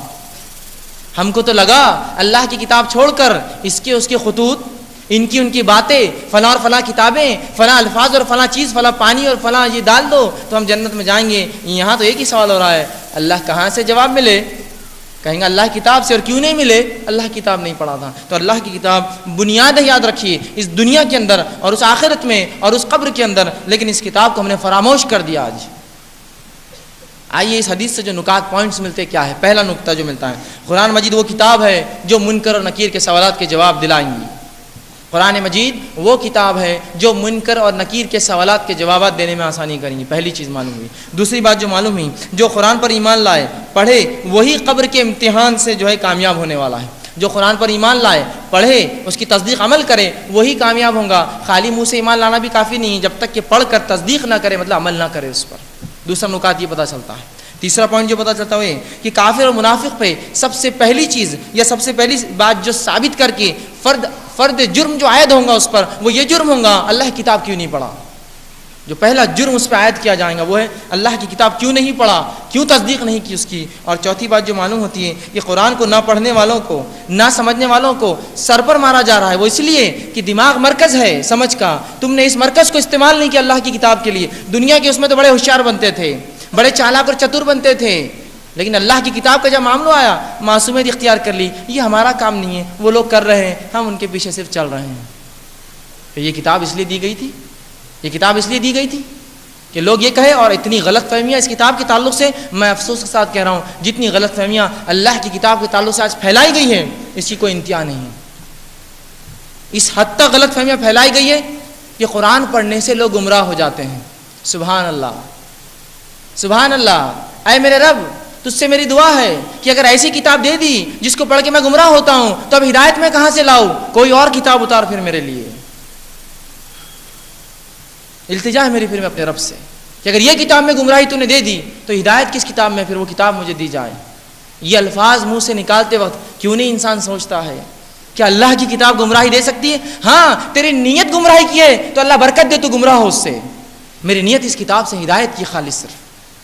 ارے اس کتاب نے تو اس جاہل قوم کو لوگوں کے لیے جو ہے مینار بنا دیا، لوگوں کے لیے روشن چراغ بنا دیا، چمکتے ہوئے ستارے بنا دیے. جن لوگوں کو دنیا میں سب سے گھٹیا اور ذلیل سمجھا جاتا تھا، جو جہالت کے اندر سب سے نچلے تھے، اس قوم میں ایک نبی آتا ہے، اسی کے اندر سے وہ ایک کتاب لا کر ان پہ خرد اور پڑھتا ہے، اور وہ قوم اس پر ایمان لاتی ہے، دنیا کے لیے روشن چراغ بن جاتی ہے. جو سب سے جاہل اور بدتر قوم تھی، سوال یہ ہے اگر سب سے جاہل قوم اس کتاب کو پڑھ کر ایمان لا کر اس پہ عمل کر کے دنیا میں مثال بن سکتی ہے، میں ایک مسلمان گھر میں پیدا ہو کے اس کو پڑھ کے کیسے گمراہ ہوتا ہوں؟ سوال یہ ہے، میرا سوال یہ ہے کہ میں مسلمان گھر میں پیدا ہو کر اگر اس کتاب کو پڑھ کے گمراہ ہوتا ہوں تو سوال یہ وہ کیسے ہدایت یافتہ ہو اس کتاب کو پڑھ کر، جو سب سے گمراہ تھے دنیا میں. اور اللہ کے رسول صلی اللہ علیہ وسلم ایک امی، جاہل، ان پڑھ قوم میں بھیجے گئے. سوال یہ تھا اگر یہ کتاب صرف ان کے لیے تھی کہ جو پڑھے لکھے سمجھ سکے تو اللہ نے پھر اللہ کے رسول کو پڑھے لکھوں میں بھیجتا، ان جاہل قوم میں کیوں بھیجا؟ نمونہ دے دیا، یہ قرآن کا نمونہ دے دیا کہ سب سے جاہل قوم بھی اگر اس کو تھام لے تو وہ روشن چراغ اور مینار بن سکتی ہے لوگوں کے لیے ہدایت کے. تو مسلمانوں اس کو تھامو، اس پر عمل کرو. اس میں وہ انقلاب ہے، اس کتاب میں وہ ہدایت ہے، وہ رہنمائی ہے جو دنیا اور آخرت میں کامیابی کرتی ہے. واقعات ہم سنتے ہیں، حالات ہم سن رہے ہیں. ایک غیر مسلم تھا، قرآن پڑھا، ہدایت پر آ گیا. سوال یہ ہے ایک غیر مسلم قرآن پڑھے، ہدایت پر آئے، ایک مسلمان قرآن پڑھے، گمراہ ہو جا رہا ہے. کیسی بات ہے یہ کچھ عقل میں سما نہیں رہی ہے. ایک یہودی نے قرآن پڑھا، اسلام لا لیا. سوال یہ کہ یہودی قرآن پڑھ کے کٹر یہودی بن جانا تھا، اس لیے کہ گمراہ ہونا تھا، وہ کیسے ہدایت پر آ رہا ہے اور میں پڑھوں تو میں گمراہ ہو جاؤں؟ بڑی عجیب بات ہے. رب العزت نے اس کتاب کے تعلق سے تو اعلان کر دیا وَلَقَدْ يَسَّرْنَا الْقُرْآنَ لِلذِّكْرِ فَهَلْ مِن مُدَّكِرٍ. میں نے اس کتاب کو آسان کر دیا سمجھنے کے لیے، پڑھنے کے لیے، یاد کرنے کے لیے، عمل کے لیے. فَهَلْ مِن مُدَّكِرٍ. تو ہے تم میں سے کوئی جو اس سے ہدایت حاصل کر لے؟ 4 بار سورہ قمر کے اندر یہ اعلان کیا گیا وَلَقَدْ يَسَّرْنَا الْقُرْآنَ. یسرنا القرآن قاعدے کو بولتے ہیں ہماری زبان میں، آسان قرآن. یسرنا القرآن للذکری، عمل کے لیے، ذکر کے لیے، یاد دہانی کے لیے ریمائنڈر بنا کر بھیجا ہے. فہل میں مدکر ہے کوئی اس سے فائدہ اٹھانے والا؟ یہ تو اعلان کری اللہ کی کتاب. تو اس کتاب کو چھوڑ کر اپنی دنیا اور آخرت نہ برباد کر لے، ہم دوسروں کے بہکاوے میں آ کر کہیں اس کو چھوڑ کر اپنی زندگی نہ برباد کر لے اور آخرت کو جو خسارے میں نہ ڈالے. اس کتاب کو تھام لیجئے، اس سے زبردست رشتہ جوڑیے. جیسا رب نے کہا وَاعْتَصِمُوا بِحَبْلِ اللَّهِ جَمِيعًا وَلَا تَفَرَّقُوا، اللہ کی رسی کتاب کو مضبوطی سے تھام لو اور آپس میں تفرق، چیدہ ٹکڑے فرقے نہ بنانا. تو یہ وہ کتاب ہے جو جمع کر سکتی ہے، اور یہ وہ کتاب ہے جو اللہ کی رسی ہے، جس نے اسے تھام لیا وہ ہدایت پر آیا، جس نے اسے چھوڑ دیا اس نے گمراہی پائی ہے. یاد رکھیے دنیا میں اس نے گمراہی پائی ہے. اور قرآن اس چیز کا اعلان سورہ طٰہٰ سورہ نمبر 20 آیت نمبر 123 میں کر چکا ہے. فمن تبع ہدایا فلا یضل ولا یشقی، کہ اللہ فرماتا ہے جو اس ہدایت پر چلے میری بھیجی گئی وہ دنیا میں بھی گمراہ نہ ہوں گا اور آخرت میں کوئی مصیبت میں پریشان یا جو ملوث نہیں ہوں گا. کون سی؟ اللہ کی کتاب جو تھامے ہدایت. آگے فرمایا سورہ بقرہ کی آیت 38 ہیں فمن تبع ہدایا فلا خوف علیہم ولا هم يحزنون، جو میری کتاب پر چلے اس کی ہدایت پر عمل کرے فلا خوف علیہم، اس پر کوئی خوف نہیں، ولا هم يحزنون، اور وہ غمگین نہیں ہوں گا. یہ پہلی ہدایت تھی جس ہدایت کے ساتھ آدم کو بھیجا گیا تھا. قرآن میں کہا ہم نے آدم کو بھیجا اور یہ بات کہی فمن تبع ہدایا، اے آدم میں تمہارے بعد کی آنے والی نسلوں میں جب میری ہدایت آئے جو اس کی اتباع کر لے اس کے اوپر کوئی خوف نہیں ہوگا، وہ قیامت دن غمگین نہیں ہوگا. تو یہ کتاب کو آج تھامنے کی ضرورت ہے. یہی کتاب ہمیں بتاتی ہے کیا سچ ہے، کیا جھوٹ ہے، کیا اچھا ہے، کیا برا ہے، کیا حق ہے، کیا باطل ہے. اس کو فرقان کہا گیا، اللہ نے فرقان کہا، فرق کرنے والی کتاب. تو یہ وہ کتاب ہے جو دنیا میں بھی سرخرو کریں گی، ہم کو کامیاب کریں گی، قبر میں بھی یہ کامیابی کی ضامن بنیں گی، آخرت میں بھی یہ کامیابی کی ضامن ہے. تو آئیے اس کتاب کو تھام لے، چونکہ یہ بنیاد ہے تمام چیزوں کی. اور یہ مختصر سا جو ہے میرے بات تھی جو قبر کے تعلق سے اور مرنے کے بعد کیا ہوگا میں نے مختصر رکھنے کی کوشش کی. اس میں ایک چیز کا ازالہ اس میں کر دوں کہ لوگ بہت سے یہ سمجھتے ہیں کہ مرنے کے بعد کچھ لوگ لوٹ کر بھی آتے ہیں. یاد رکھیے شریعت میں کوئی وجود نہیں ایسے عقیدے کا. اللہ نے کہہ دیا یوم یبعثون، دوبارہ اٹھائے جانے تک وہ اس کے ان کے بیچ میں برزخ ہے، آڑ ہے. اب کوئی شخص واپس دنیا میں کوئی روح اور کوئی جسم نہیں آ سکتا، کوئی روح اور کوئی جسم نہیں. پھر آپ کہیں گے بہت سے واقعات ہوتے ہیں، اس کا کیا؟ تو انشاءاللہ عزیز 29 کی رات میرا ایک پروگرام ہے، ایک عنوان ہے جن اور جادو اس کی حقیقت، اس میں تفصیلات انشاءاللہ اس عقیدے کی رکھنے کی کوشش کروں گا. ابھی وقفہ اتنا جو ہے وقت نہیں ہمارے پاس. تو یہی تھی چند باتیں جو ہم نے سیکھی اور جانی کہ مرنے کے بعد کیا ہوگا. یہ مرنے کے بعد یہ ہے یا تو جنت ہے یا تو جہنم ہے، یا تو قبر کی تنہائی ہے یا تو خوشخبریاں ہیں یا تو پھر مار ہے. اور جو ہے اس طرح سے جو ہے گناہ کی وجہ سے جو ہے تکلیفیں ہیں اور اذیت ہے، فرشتوں کی پھٹکار ہے. تو اگر ہم کو مرنے کے بعد اپنی زندگی کو سنوارنا ہے تو اس زندگی کو جو ملی ہے اس کو بہتر کرنا ہے تاکہ ہماری آخرت کامیاب ہو. اور اس کا ضامن جو چیز اس کی بنیاد بنے گی وہ اللہ کی کتاب ہے. تو آئیے اس کتاب سے زبردست رشتہ جوڑے جو دنیا میں بھی کامیاب کریں گی، جو دنیاوی زندگی ہے یہ برزخ میں بھی کامیاب کریں گی، جو دنیا اور آخرت کے بیچ کی زندگی ہے اور یہ آخرت میں بھی کامیاب کریں گی جو سب سے آخری زندگی ہے. تو اگر ان تینوں زندگیوں میں ہم کامیاب اور کامران اور جو ہے سرخرو ہونا چاہتے ہیں تو اللہ کی کتاب سے ایک ایسا زبردست رشتہ جوڑ لیجئے جیسا صحابہ نے جوڑا جن کی زندگیاں نمونہ ہو گئی. آج بھی اگر ہم وہ عمل کریں گے تو انشاءاللہ عزیز اللہ رب العزت کے خزانوں میں کوئی کمی نہیں آئی، وہی نعمتیں اور برکتیں ہمیں بھی دیں گا. اور اگر اس کو چھوڑیں گے تو اللہ کی سزا تب بھی کم نہیں تھی اور آج بھی نہیں، آج ہم اس کی وجہ سے سزا پائیں گے. تو اللہ کی کتاب سے محرومی تمام عقیدے، تمام اعمال اور تمام اخلاق اور آداب کی برائی کی وجہ ہے. لہٰذا اس کو تھام لے، یہی وہ کتاب ہے دنیا اور آخرت میں کام آئیں گی. اللہ سے آخر میں دعا ہے کہ اللہ رب العزت ہمیں کہنے اور سننے زیادہ عمل کی توفیق دے، ہمارے لیے خبر کے سوالات میں آسانی کرے، ہمارے لیے جو اللہ تیری کتاب کا پڑھنا، اس کا سمجھنا، اس پر عمل کرنا، اس کا پہنچانا آسان کرے. جب تک ہمیں زندہ رکھے اسلام اور ایمان اور اس شریعت پر زندہ رکھے، ہمارا خاتمہ ایمان پر ہو. وآخر دعوانا الحمدللہ رب العالمین. سبحان ربک رب العزت عما یصفون وسلام علی المرسلین والحمدللہ رب العالمین.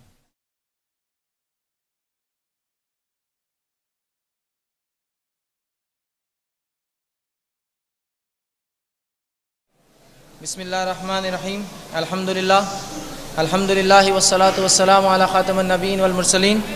رب اشرح لی صدری ویسر لی امری واحلل عقدۃ من لسانی یفقہوا قولی. اما بعد، بہرحال ایک اعلان پہلے کر دوں. جس طرح سے لوگوں نے ایک علمی شعور کا مظاہرہ کیا، یہاں اتنے سوالات جو ہے ہم سے کرتے ہیں خود مردوں کی طرف سے اور خواتین کی طرف سے، یہ بڑی اچھی بات ہے کہ لوگ دین کے معاملے میں پوچھنا چاہتے ہیں. ورنہ ایک زمانہ تھا لوگ دین کی بات پوچھنے سے شرماتے تھے. الحمدللہ ایک زبردست ایک تبدیلی ہے کہ لوگ پوچھتے ہیں، سنتے ہیں اور صحیح بات تک پہنچنے کی طلب رکھ رہے ہیں. دوسرا یہ لیکن ہمارے لیے مشکل ہے کہ ہم تمام کے جوابات دے پائیں. جو جواب عنوان کے اوپر ہوتا ہے ہم آج اس کو پہلے لیتے ہیں. اگر کوئی ایسی بات ہو جو میری اصلاح کے طور سے ہو یا کوئی ذاتی کوئی بات ہو، پروگرام کے مینجمنٹ کا کوئی خامی ہو، تو انشاءاللہ ہم سے مل کر بات کریں. اس میں فائدہ یہ ہوگا کہ ہم تبدیل کر سکیں، چونکہ یہاں آتے ہوں لیکن مشکل ہے ہم سب کا جواب دے پائیں. ٹھیک ہے، کچھ لوگ کچھ ایسے سوالات کرتے ہیں جو کچھ انتظامیہ کے تعلق سے ہوتے ہیں، پھر کہتے ہیں ہمارا جواب نہیں آیا. دیکھو ہم نے کہا تھا جواب نہیں آئیں گا. تو بہت چیزیں مشکل ہوتی ہے. تو اگر عنوان سے ہے تو انشاءاللہ ہم پہلے لیں گے. ٹھیک ہے، اور عنوان پہ نہیں ہے تو ہم رکھتے ہیں. اگر وقت اور اب تک وقت تو ملا نہیں ہم کو کہ الگ سے ہم جواب دے پائے کسی چیز کے، تو اتوار کے دن صبح 10:30 سے 11:30 اسلامک ریسرچ سینٹر کی جو لائبریری ہے، مرکز ہے روہیلا گلی، آپ وہاں آئیے. اس میں 10:30 سے 11:30 تقریر ہوتی ہے اور 1 گھنٹے کا اوپن کوشچن آنسر سیشن ہوتا ہے، جس میں آپ اصلاحی دعوتی یا کوئی بھی نکات، چاہے وہ میری اصلاح کی ہو یا ہمارے تنظیم کی اصلاح کی ہو یا معاشرے اور ماحول کی ہو، خود کا کوئی سوال ہو، تمام چیزوں کے جواب دینے کی کوشش کرتے ہیں۔ آپ ان پروگرام، ان دروس میں آیا کریں، انشاءاللہ آپ کو بتفصیل جو وہاں جواب دیے جائیں گے۔ انشاءاللہ آج کا ہم یہ سوال جواب کا سیشن شروع کرتے ہیں۔ پہلا سوال جو ہے کسی ہمارے بھائی کی طرف سے، چونکہ یہاں خواتین اور مرد دونوں کی طرف سے آتی ہے۔ سوال یہ ہے، السلام علیکم۔ وعلیکم السلام۔ What is going to happen to people who are not put in graves? Either they are burned, put in water or some other ways of disposing of the body. Kindly clarify. کسی نے سوال کیا کہ ان لوگوں کے تعلق سے کیا ہوگا جن کو دفنایا نہیں جاتا، اور یا تو وہ جلا دیے جاتے ہیں یا تو وہ پانی میں ڈال دیے جاتے ہیں، یا اسی طرح سے میں ایک اور ایڈ کر دوں گا، جانور جسے کھا لیتے ہیں، یا کچھ اس طرح کے عمل ہو جاتے ہیں کہ جسم اوپر ہی رہ کے سڑ کر ختم ہو جاتا ہے۔ تو ایسے لوگوں کے تعلق سے کیا ہوگا؟ تو سب سے پہلی سوال بہترین ہے، عنوان پر ہے۔ سب سے پہلی چیز تو یاد رکھ لیجئے کہ یہ جو کچھ اعمال ہو رہے ہیں، یہ جو کچھ عمل ہو رہا ہے، سوال جواب کا مرحلہ، یہ عالم برزخ میں ہو رہا ہے۔ ورنہ کوئی شخص کہیں گا میں نے خبر کھودی، خبر میں کیمرہ لگایا، وہاں تو کچھ بھی نہیں ہوا۔ تو یہ عالم برزخ میں ہو رہا ہے تمام معاملہ، سوال و جواب کا مرحلہ، جو ہماری عقلوں سے، ہماری سمجھ سے پرے چیز ہے، اونچی چیز ہے۔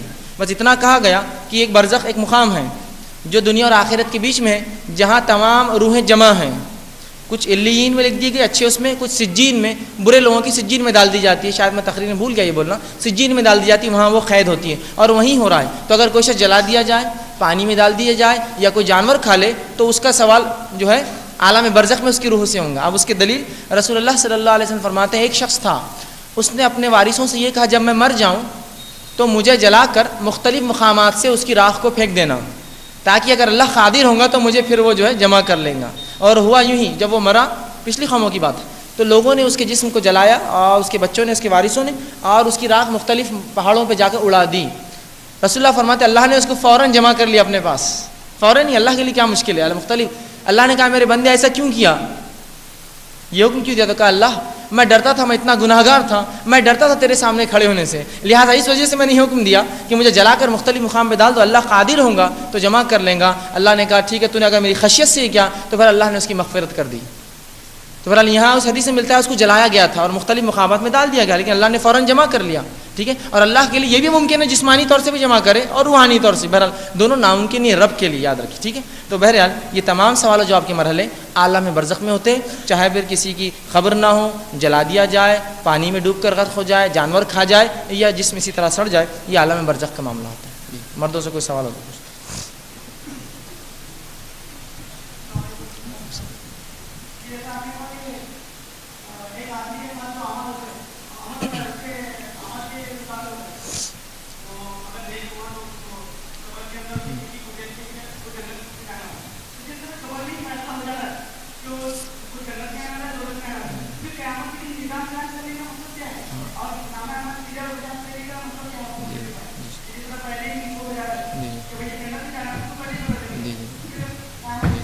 بھائی نے بہت اچھا سوال کیا کہ جب جنت میں ہی یہ ہو جا رہا ہے، وہ خبر میں یہ ہو جا رہا ہے کہ جنت اور جہنم بتا دی جا رہی ہے، تو پھر قیامت کے دن نام اعمال سیدھے اور الٹے ہاتھ میں دینے کا، میزان قائم کرنے کا، اس کا کیا معاملہ ہے؟ اب اس کو ایک مثال سے میں بات کو سمجھاؤں گا۔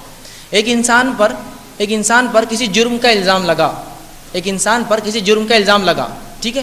وہ جرم کا الزام ثابت ہونے سے پہلے وہ پولیس کسٹڈی میں رہتا ہے، وہاں سزا ملتے رہتی ہے اس کو۔ پھر جب جرم ثابت ہو جائیں گا تو پھر ایک الگ سزا بھگتیں گا، وہ کہاں جائیں گا؟ جیل میں جائیں گا۔ بات سمجھ رہے؟ ایک انسان جب پکڑا گیا کسی کرمنل اس میں، تو ایک پولیس کسٹڈی میں ایک بیچ کا بفر ہے، جس کو کہیں گے خالی حصہ ہے، جہاں اس کے اچھے یا برے اس کے حساب سے اس پہ کیس چل رہا ہے۔ پھر وہ کیس کورٹ میں چلتا ہے، پھر کورٹ ایک الگ سنوائی دیں گے جس کو اس کو آخر میں سزا ملیں گی۔ تو بس یہ قبر وہی ہے، نشاندہی ہے، اصلی عذاب نہیں مل رہا اس کو ابھی۔ اصلی سے مراد وہ شدت سے جو جہنم میں ملنے والا ہے، صرف ایک نشاندہی کی گناہ گار تھا، تو ابھی سے جان لے کہ اس کا مقام کیا ہے، اور ایک اس کو ایک جھلک دی جا رہی ہے۔ یاد رکھیے خبر میں جو عذاب جو حدیث میں آتے ہیں، بہرحال یہ بہت سنگین ہے یہ بھی، لیکن یہ تو صرف ایک جھلک ہے اس عذاب کی جو آخرت میں اور قیامت میں اس کو ملے گا، یاد رکھیے، ٹھیک ہے۔ تو اسی طرح یہ ہے کہ قبر کے اندر جو عذاب ہو رہا ہے، یہ صرف ایک نشاندہی ہے اس کے گناہ اور خطاؤں کی۔ جس طرح سے ایک انسان یا بچہ خطا کرے، لوگ اس کو پکڑ کے وہیں سے مارتے ہوئے لے جاتے ہیں، پھر اس کا باپ الگ مارتا سزا اس کے بعد، ایسا کیا تم نے، پھر اور وہ کھاتا ہے۔ تو یہ پہلا فیز، وہ دوسرا فیز۔ لیکن یہاں کی سزا کمتر ہوتی ہے جب وہ حاکم قاضی یا اپنے بڑوں کے پاس جاتا ہے وہ سزا اصل ہوتی ہے. ٹھیک ہے. تو اسی طرح اللہ خبر کے اندر جو سزا اور جزا اس کو مل رہی ہے وہ در حقیقت آنے والی سزا سے بہرحال کم ہے اور اصلی سزا کے لیے اس کو تیاری کرائی جا رہی ہے کہ تم گناہ گار تھے. اور یہ اب قیامت کے دن کیوں اللہ پھر میزان اور اس طرح سے قائم کریں گا حساب و کتاب؟ تو بہرحال یہ اس لیے کریں گا کہ اللہ پر کوئی حجت قائم نہ ہو, اللہ اپنی حجت قائم کر دے. ایک شخص آیا اور کہا خبر میں تو میرے ساتھ عذاب ہو گیا, مارا گیا, مجھے یہ کیا تھا؟ تو اس کو نام عمل دیا جائے گا, اب لے لو پھر, چلو اب اس میں بھی دیکھ لو ریکارڈ. مالی حاصل کتاب, سورہ کہف میں اللہ نے کہا کہ وہ کتاب دے دی جائے گی. کہیں گا مالی حاصل کتاب, یہ کیسی کتاب ہے؟ نہ بڑی عمل کو بڑا سے بڑا عمل چھوڑا, نہ باریک سے باریک کوئی چیز چھوڑی, سب لکھا ہوا ہے. جیسا کہ انسان بول رہا ہے کہ میں بہت اچھا لڑکا ہوں, میں بہت پڑھتا ہوں, تو لوگ بولتے رزلٹ آن دو بیٹا, پتہ چل جائے گا اصلیت کیا ہے. میں نے بہت لکھا ایگزام میں, ٹھیک ہے ٹھیک ہے ٹھیک ہے, وہ تو نتیجہ بتائیں گا.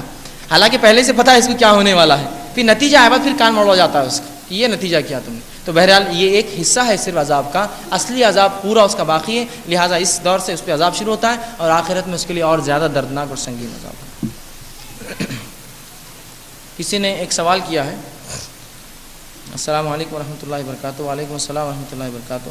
کسی نے پوچھا لوگ کہتے ہیں کہ رمضان کے مہینے میں اور جمعہ کے روز اگر کسی شخص کی وفات ہوتی ہے تو وہ سیدھے جنت میں چلا جاتا ہے یا قیامت تک اس پر عذاب نہیں ہوتا؟ برائے مہربانی قرآن حدیث کی روشنی میں اس کو سمجھائیے. تو سب سے پہلی چیز تو یاد رکھ لیجئے, رمضان کے مہینے میں جو انتقال کر جائے سیدھے جنت میں جاتا ہے ایسی کوئی روایت نہیں آتی ہے, حدیث میں ایسی حدیث نہیں ہے.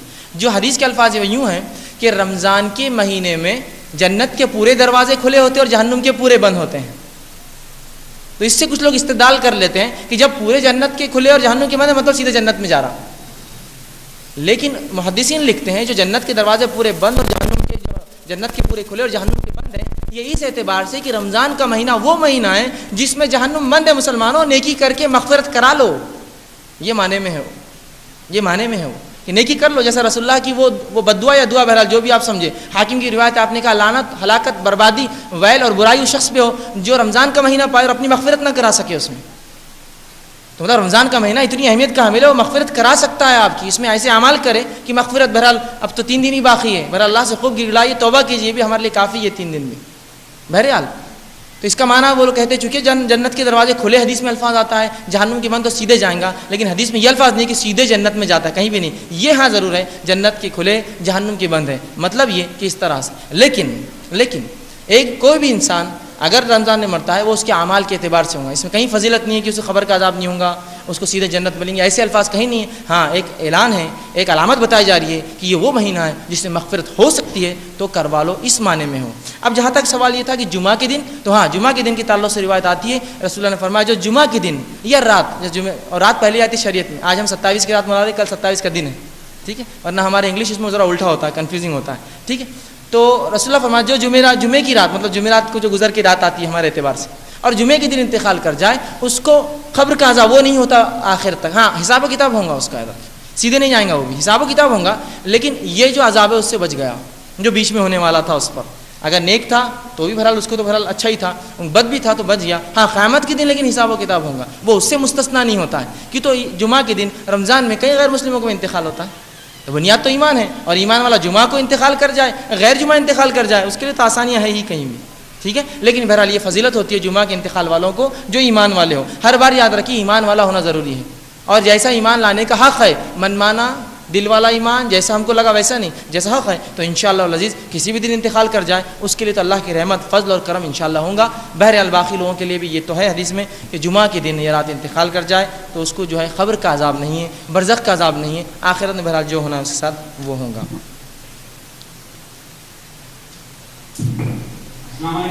السلام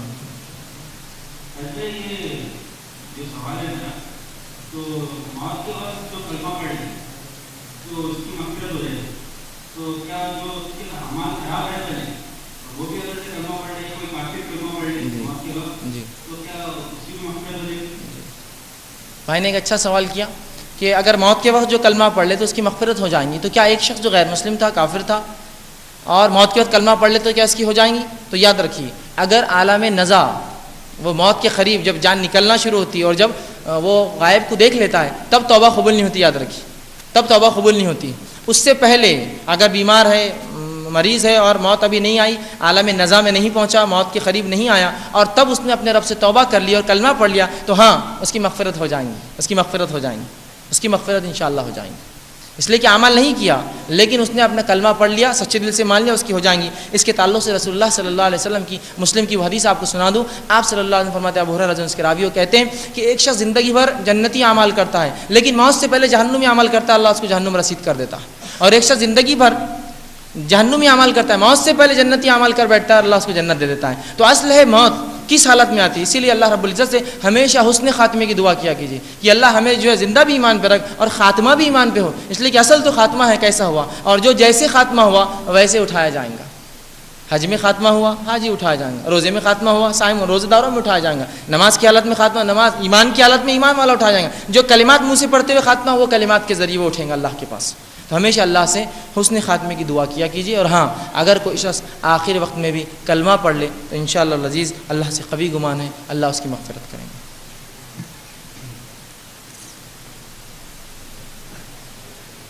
کسی نے سوال کیا ہے، السلام علیکم ورحمۃ اللہ وبرکاتہ۔ وعلیکم السلام ورحمۃ اللہ وبرکاتہ۔ جو محمد صلی اللہ علیہ وسلم کی امتی نہیں ہیں اور جب ان سے سوال کیا جائے گا کہ تیرا رسول کون ہے تو وہ کیا جواب دیں گے؟ براہ کرم اس کی وضاحت کیجیے، جزاک اللہ۔ تو بہرحال انہوں نے سوال کیا کہ جو لوگ رسول اللہ صلی اللہ علیہ وسلم کی امتی نہیں ہیں، آپ کی امت سے نہیں ہیں، ان کے تعلق سے کیا ہوگا؟ تو پہلی چیز اس کی وضاحت کر دوں کہ جو نبی جب آ جاتا ہے تو اس کے بعد کی پوری قوم اس کی امت ہوتی ہے۔ موسیٰ علیہ السلام بھیجے گئے بنی اسرائیل کے لیے، اب پورے بنی اسرائیل کے لیے موسیٰ علیہ السلام نبی ہے۔ رسول اللہ صلی اللہ علیہ وسلم خاتم النبیین ہے، آخری نبی ہے۔ تو آپ صلی اللہ علیہ وسلم کی جب سے بعثت ہوئی تب سے لے کر اب قیامت تک کے لیے آپ سب کے لیے نبی ہیں، اور پوری انسانیت آپ کی امت ہے۔ یہ الگ بات ہے کہ کچھ لوگ آپ کو نبی نہیں مانتے، لیکن وہ بھی آپ کی امت سے، یاد رکھیے۔ تو اب غیر امت کوئی نہیں بچا، لوگ بولتے ہیں نا غیر قوم، اب غیر کوئی نہیں بچا، یہ تمام رسول اللہ کی امت ہے جو آپ انسانیت کو دیکھ رہے ہیں، چاہے یہود نصارہ بدھ، جو یہ اللہ کے رسول کی امت سے شامل ہے، یہ آپ کی امت میں سے ہے، آپ کی قوم ہے۔ یہ افسوس کی بات ہے ہم نے پیغام نہیں پہنچا اس تک، یہ آپ کے نبی ہے، یہ افسوس کی بات ہے ہمارے ساتھ یہ کہ ہم نے نہیں پہنچا۔ تو بہرحال اب ایسے لوگوں سے کیا سوال ہوگا؟ تو یاد رکھیے اب یہ غائب کا معاملہ ہے، وہ اللہ ہی جانتا ہے وہ کیسے سوال کریں گا اور کیسے یاد دلائیں گا۔ اب اس کی ایک مثال دے کر بات سمجھاؤں۔ جیسا ایک بچہ ہے، والدین اس کی فطرت کو تمام چیزیں جانتے ہیں اس کی فطرت میں کیا ہے۔ اب اگر وہ کوئی غلطی کرتا ہے تو ہم سب کو تو گھما سکتا ہے، اس کے والدین کو نہیں گھما سکتا، وہ فوراً اس کو بتاؤ ادھر آؤ، کیا کرے، یہ کرے وہ کرے فلاں ہے، یہ مثال طور پکچر دیکھ کر آ گیا تو بولتے ادھر آؤ تم پکچر گئے تھے، نہیں گئے تھے، چلو پیٹ بتاؤ، یہ اتنی جھوڑیاں کیسے آگے پیچھے، اس طرح اتنی تو خراب نہیں ہوتی تھوڑی دیر میں، ہاں برابر ہے، تم حالات چہرہ آنکھ بھی ٹھنڈا دکھ رہا ہے، اسی روم میں تشدد بیٹھے ہوئے، وہ جب ہی نکال لیتے تو وہاں چوک نہیں سکتا بچہ۔ اسی طرح رب جو ہے اس نے اپنی دلیل قائم کرنا ہے زندگی میں، اللہ کا یہ ذمہ ہے کہ وہ دلیل قائم کریں، سوائے اصحاب فترہ کی، اس کی تفصیلات الگ ہیں۔ جو ایسے لوگ ہو جن تک کوئی پیغام پہنچانے آیا نہ انہیں اصحاب فترہ کہتے ہیں، وہ اللہ ہی جانتا وہ کون ہوں گے، ان کا حساب اللہ کے پاس۔ لیکن وہ لوگ عمومی طور سے جو لوگوں نے رسول اللہ صلی اللہ علیہ وسلم کے بارے میں سن رکھا ہے غیر مسلموں نے، یقیناً وہ تو جانتے ہیں کہ محمد صلی اللہ علیہ وسلم نبی، ہمارا کام ہے کہ پیغام پہنچائیں، اور اگر پیغام نہ بھی پہنچا تو وہ اللہ کا اور اس کا معاملہ ہوگا، واللہ عالم، اللہ کیا کریں گا ان کے ساتھ ہم نہیں جانتے، وہ اللہ ہی جانتا ہے۔ جی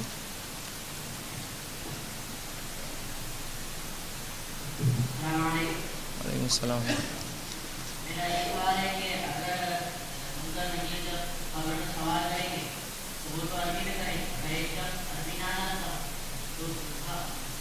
بہرحال بھائی نے ایک اچھا سوال کیا کہ منکر نکیر جو سوالات کر رہے ہیں وہ تو عربی میں ہے، تو ظاہر سی بات ہے ایک شخص جو عربی نہ جانتا ہو تو یاد رکھیے کہ منکر نکیر جو سوالات کریں گے، رسول اللہ صلی اللہ علیہ وسلم چونکہ آخری نبی تھے، آپ کی زبان عربی تھی تو عربی میں بات آئی ہم تک، رسول اللہ صلی اللہ علیہ وسلم آخری نبی تھے اور آپ کی زبان عربی تھی تو بات عربی میں آئی۔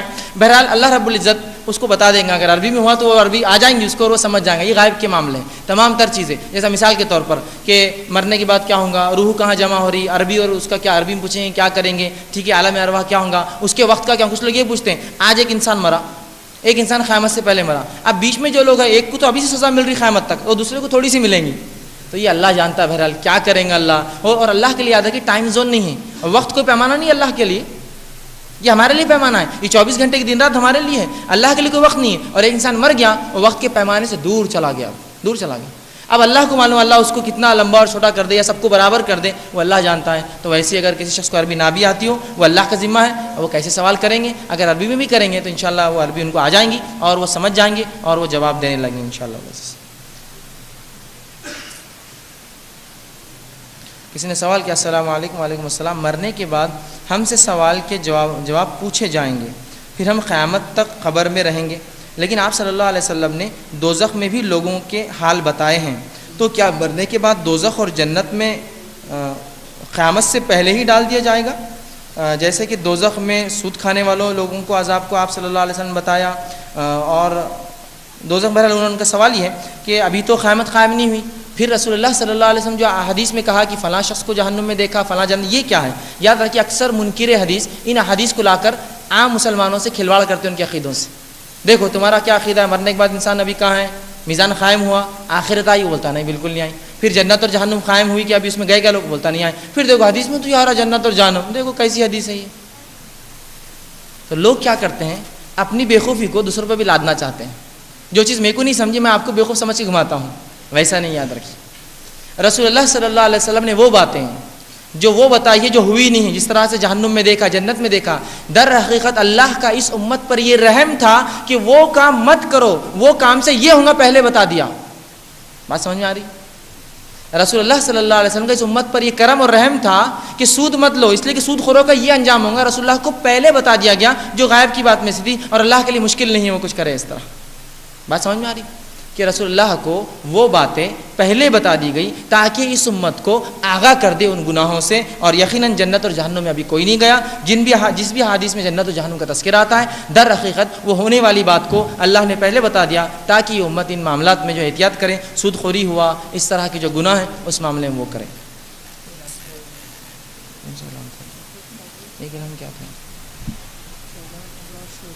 بہرحال ایک اعلان شعیب ابرار فیضان صاحب کی لیے کچھ خواتین انتظار کر رہی ہیں، شفیق قاضی مقصود کالونی، ان کے لیے بھی کچھ خواتین جو ہے انتظار کر رہی ہیں۔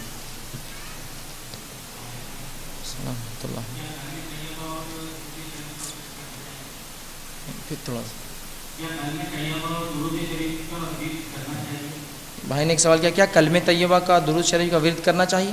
اس سے پہلے میں نے کہا کلمہ طیبہ کو آپ جتنا پڑھ سکیں اس میں کوئی حرج نہیں، آپ جتنا پڑھ سکیں، لیکن غلطی یہاں ہوں گی جب اس کی کوئی مخصوص مقدار رسول اللہ ثابت نہ اور ہم اس کو بنا دیں۔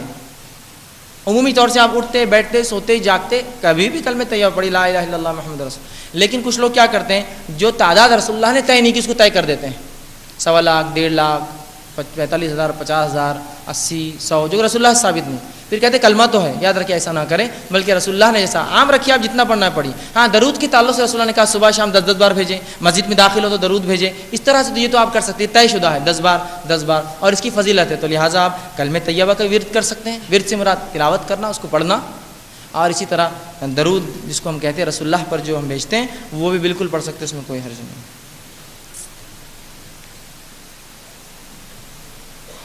کسی نے ایک سوال کیا خواتین کی طرف، کیا مرحوموں کی روح دنیا میں آتی ہے؟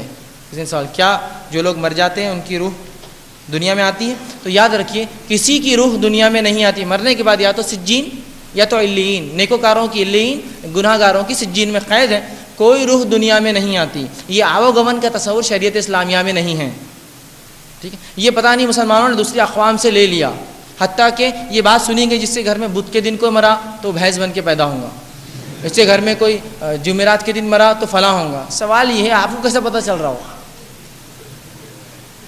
کیا کوئی بھینس نے آ کر آپ سے کہا میں آپ کا یہ ہوں؟ بنیادی سوال ہے، نہیں کیسے پتہ چلا؟ قرآن میں تو کہیں نہیں ہے، احادیث کے تمام ذخیرے میں نہیں ہے۔ اب رہا آپ نے چونکہ کہا تو کوئی دلیل چاہیے، تو یاد رکھیے ایک بار جب شخص کا انتقال ہو جاتا ہے، اور بڑے بدعقیدگی اس معاملے میں یاد رکھیے، اسی لیے عنوان کہ کوئی خودکشی کر لے تو وہ اس کی روح اوپر نہیں جاتی نیچے بھی نہیں جاتی، بھٹکتے رہتی، کوئی فلاں کر لے تو فلاں ہوتا ہے۔ یاد رکھیے ایسا کچھ بھی نہیں ہے، جو بھی مرتا ہے نیکوکار ہو یا گناہ گار ہو، مومن ہو یا کافر ہو، اچھا ہو یا برا ہو، کالا ہو یا گورا ہو، کسی نسل کا ہو، مرا کہ علیین یا سجین نام رجسٹرڈ ہو گیا، اس کا معاملہ ختم ہو۔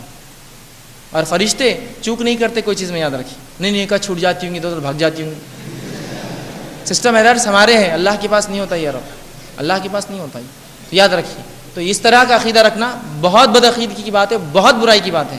اب کچھ لوگ کہتے ہیں ایسا ہوتا ہے کہ ایک آدمی مر گیا، اس کی شکل و صورت کے ایک آدمی دکھا، پھر میں کہوں گا 29 تاریخ کا جو میرا عنوان جن اور جادو کی حقیقت، اس میں اس کی تفصیلات انشاءاللہ رکھوں گا، ابھی وقت نہیں تفصیلات کا، بس اتنا جان لے جو لوگ مر جاتے ہیں ان کی روح اب نہیں آئیں گی، بس قیامت کے دن جو ہے بس وہ اللہ کے پاس جمع ہوں گی، اب کوئی روح دنیا میں واپس نہیں آ سکتے۔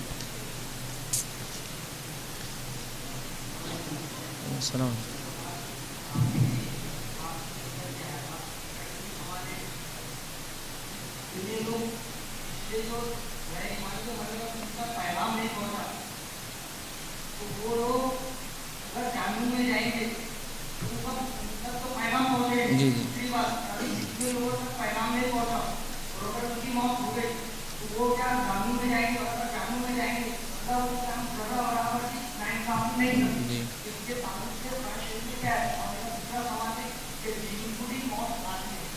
بھائی نے دو سوال کیے. ایک پہلا یہ تھا کہ جو لوگ غیر مسلم یا وہ لوگ جن تک اسلام کا پیغام نہیں پہنچا، جو پچھلی قوموں میں چلے گئے، جو آج ہے اور جو آئیں گے، تینوں کو میں شامل کر لیتا ہوں، ان کا کیا حل ہوگا، ان کے تعلق سے کیا اسلام کہتا ہے؟ تو سب سے پہلی چیز یاد رکھیے، اللہ تو ذرہ برابر بھی ناانصافی نہیں کرتا، کسی پر بھی نہیں کرتا. ٹھیک ہے، سب سے پہلی چیز تو اللہ دنیا میں لوگوں کو اپنی نشانیاں دکھا دیتا ہے، چاہے ہم پیغام پہنچائیں نہ پہنچائیں، اللہ کا بھی کام ہے نا پیغام اپنا پہنچانا، اس کو تو کرنا ہے. تو اللہ کیا کرتا ہے، لوگوں تک پیغام پہنچا دیتا ہے. کیسے؟ سنورihim آیاتنا فی آفاقہم وفی انفسہم، اللہ نے کہا کہ ہم ان تک اپنی نشانیاں پہنچا دیتے ہیں، ان کو بات بتا دیتے ہیں. آیاتنا کہ آفاقہم، کہ ان کے اطراف میں، وفی انفسہم، ان کی نفسوں میں، حتی یتبین، جب تک کہ یہ چیز ثابت نہ ہو جائے، انہ الحق، اللہ حق ہے. تو یہ اللہ کا بھی ذمہ ہے کہ اللہ کیا کرتا ہے، اپنا حق ہونا ثابت کر دیتا ہے.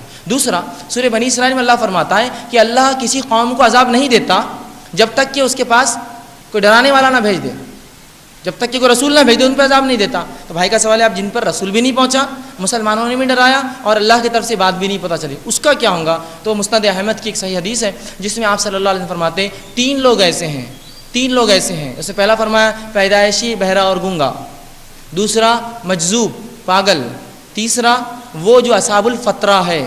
اصحاب الفترہ کہتے ہیں عربی میں وہ لوگ جن تک ایک وقفے تک کوئی ڈرانے والا نہ آیا ہو، وقفے تک پیغام پہنچانے والا، اسلام کا پیغام دلانا نہ آیا ہو. ٹھیک ہے، تو یہ تینوں لوگوں کو اللہ قیامت دن جمع کریں گا اور حکم دیں گا جہنم میں کودنے کا.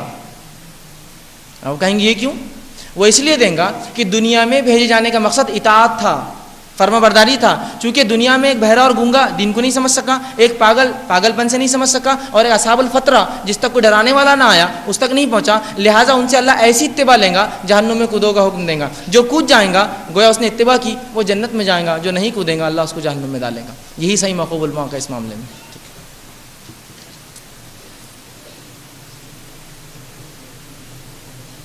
بہرحال کسی نے ایک سوال کیا،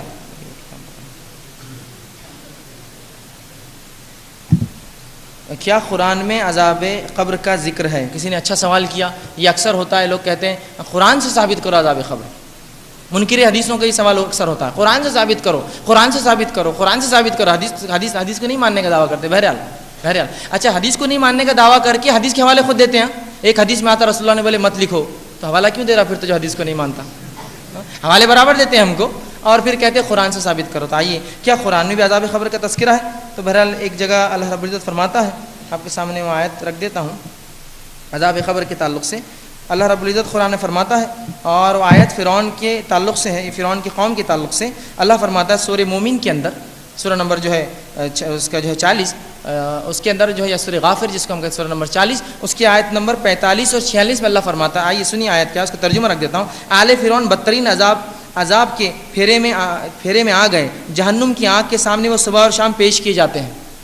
اللہ فرما رہا آل فرعون کو اللہ صبح اور شام جہنم کی آگ میں پیش کرتا ہے. پھر آگے کہا اللہ رب العزت نے، جاتے ہیں اور جب قیامت کی گھڑی آئے گی تو حکم ہوگا کہ آل فرعون کو شدید ترین عذاب دیا جائے. آل فرعون روز صبح شام جہنم پر پیش کیے جاتے ہیں اور قیامت کے دن ان کو عذاب زیادہ دیا جائے گا. تو ابھی کہاں پیش کیے جا رہے ہیں؟ ابھی تو قیامت قائم نہیں ہوئی، تو اس کا مطلب کہاں پیش کیے جا رہے پھر وہ؟ عالم برزخ میں. تو قرآن سے ثابت ہے قبر کا عذاب. آئیے دوسری کہ اللہ رب العزت قرآن نے فرماتا ہے کہ وہ لوگ جو اللہ کی راہ میں مارے گئے انہیں مردہ نہ کہو، وہ زندہ ہے. سوال یہ کہاں زندہ ہے؟ اور اللہ کے پاس ان کی روزیاں بھی ہے، روزیاں بھی اللہ ان کو دیتا ہے، رزق بھی دیتا ہے. تو سوال یہ کہاں ہے، کون سی نعمتوں کا فائدہ اٹھا رہے ہیں اور کون سی روزیاں اللہ دے رہا ہے؟ قرآن کی آیت ہے دونوں. ظاہر سی بات ہے قرآن سے بھی عذاب قبر ثابت ہے. یہ فرعون کی آل کا واقعہ، جبکہ اللہ نے دونوں کو فرق کیا اور کہا آل فرعون صبح اور شام تپائے جاتے ہیں اور قیامت کے دن تو شدید ترین عذاب ہوگا. اسی لیے میں نے کہا تھا قبر کا عذاب ہلکا ہوتا ہے آخرت کے عذاب کے مقابلے میں، کیونکہ ابھی تو وہ تپائے جا ہی رہے، آخرت میں شدید ترین ہوگا. تو آیت یاد رکھیے، یہ جو ہے سورہ غافر کی جو آیت نمبر جو 45 اور 46 تھی، تو قرآن سے بھی عذاب قبر ثابت ہے. محمد عرفان موٹرس یا اس طرح کچھ لکھا انہوں نے، ویٹنگ، مطلب وہ محمد عرفان کے لیے کوئی انتظار کر رہا ہے. السلام.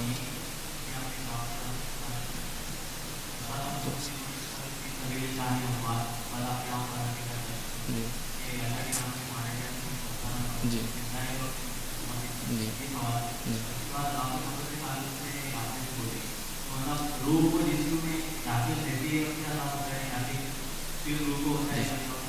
بھائی نے 2 سوال کیے عنوان سے متعلق. ایک یہ کہ میں نے جو آیت پڑھی سورہ بقرہ کے 155 ولا تقولوا لمن يقتل في سبيل الله اموات بل احياء ولكن لا تشعرون, تو یہاں تو کہا گیا جو اللہ کے راہ میں مارے گئے انہیں مردہ نہ کہو, وہ تو زندہ ہے.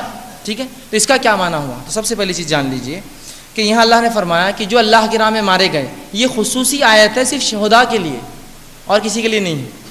یہ خصوصی آیت ہے صرف شہداء کے لیے. ولا تقولوا لمن يقتل في سبيل الله, مت کہو ان لوگوں کے تعلق جو اللہ کے راہ میں مارے گئے, مطلب شہداء. ٹھیک ہے, اموات مرے ہوئے ہیں. ٹھیک ہے, بل احیاء ہوں, جبکہ اللہ کے پاس زندہ ہے. لیکن آئیے آگے کی آیت کیسا کیا ہے, ولکن لا تشعرون, تم کو عقل نہیں کیسے زندہ ہے وہ, مطلب ہماری یہ زندگی نہیں ہے ان کی. یہ تو کیا کہہ دیا, تم کو شعور نہیں ہے. اچھا ہمیں کس چیز کا شعور ہے؟ دنیا کی زندگی کا, پیدا ہوا, رہ رہا, کھا رہا, پی رہا, اٹھ رہا, بیٹھ رہا, بیوی بچے, مصیبت پریشانی حل, تو یہ شعور ہے ہم کو. لیکن اللہ کہہ رہا ہے وہ زندہ تو ہیں, لیکن کیسی زندگی ہے تم اس کو سمجھ نہیں سکتے. ولکن لا تشعرون, تم کو شعور نہیں آتا. اس کا مطلب وہ زندگی اس زندگی سے تو بالکل ہٹ کر ہے, اور وہ برزخ کی زندگی ہے. ٹھیک ہے, تو یہاں شعور نہیں کہہ کر اللہ نے وضاحت کر دی, ایسی زندگی نہیں ہے وہ. ٹھیک. دوسرا کہ جو آپ نے دوسرا حصہ کہا کہ کیا تھا اس کا, ایک روح کو عذاب ہوتا ہے یا روح جسم میں ڈال کر جسم کو عذاب ہوتا ہے. تو یاد رکھیے یہاں دونوں ہی باتیں درست ہیں. رسول اللہ صلی اللہ علیہ وسلم فرماتے ہیں جب کسی شخص کو دفنایا جاتا ہے تو خبر اس کو دباتی ہے, تو یہ تو جسمانی ہوا, جسمانی ہوا. ٹھیک ہے, خبر اس کو دباتی ہے, یہ سب کے ساتھ ہوتا ہے. ایک بار خبر اس کو دباتی ہے, اور رسول اللہ فرماتے ہیں مومنوں کو ایسا دباتی ہے جیسا ماں اپنے بچے گود میں لے کر دباتی ہے. کافروں کو تو بالکل واقع میں یہ فزیکل بھی ہوتا ہے, یہ جسمانی بھی ہوتا ہے, اور ساتھ میں اس کے بعد پھر روحانی عذاب برزخ میں چلتا ہوتا ہے. تو اتنا جو حصہ حدیث میں ملتا ہے کہ اتنا اس پہ عذاب ہوتا ہے, اتنی دیر جو روح اس کو دباتی ہے, جس طرح سے ایک ماں بچے کو مومن کے لیے اور کافر کے لیے, اور بقیہ عذاب اس کی روح کو بھی ہوتا ہے. اور اللہ قادر ہے اس پر کہ جسم کو بھی عذاب دے اور اس کے روح کو بھی عذاب دے. انشاءاللہ بس یہ آخری سوال رہے گا, چونکہ لوگوں کو نماز کے لیے بھی جانا, کوئی اہم مسئلہ. بہرحال میں پھر سے اعلان کروں گا, آپ کے سوالات بہت ہوتے ہیں, ہم لوگ سمجھتے بھی ہیں, لیکن بہرحال اتنا وقت نہیں ہوتا ہے. پھر اعلان کروں گا اتوار کے درس میں آئیے, مرد اور خواتین آپ انشاءاللہ تفصیل سے جوابات ملیں گے. ہم سب مل کر قرآن پڑھتے ہیں اور اس سے ہمارا کیا ہے, ہم اس قرآن پڑھ رہے ہیں, اس سے ہم میں تبدیلیاں آ رہی ہے, لیکن لوگ کہتے ہیں کہ قرآن کو پڑھنا عالموں کا کام ہے. برائے مہربانی بتائیے. ایک اچھا سوال تھا, عنوان سے متعلق تھا پچھلے اور میرے اس میں بھی. لوگ کہتے ہیں کہ قرآن علماء کا کام ہے, اس میں کیا ہے؟ ہاں میں یہ ضرور کہوں گا کہ کچھ معاملے تو یقیناً علماء کا کام ہے. قرآن کی تفسیر کرنا, تشریح کرنا, توضیح کرنا, وضاحت کرنا, یہ تو علماء کا کام ہے, صحیح بات ہے. لیکن کیا جو ترجمہ علماء کرتے ہیں اس کو پڑھنے کے لیے بھی عالم ہونا ضروری ہے؟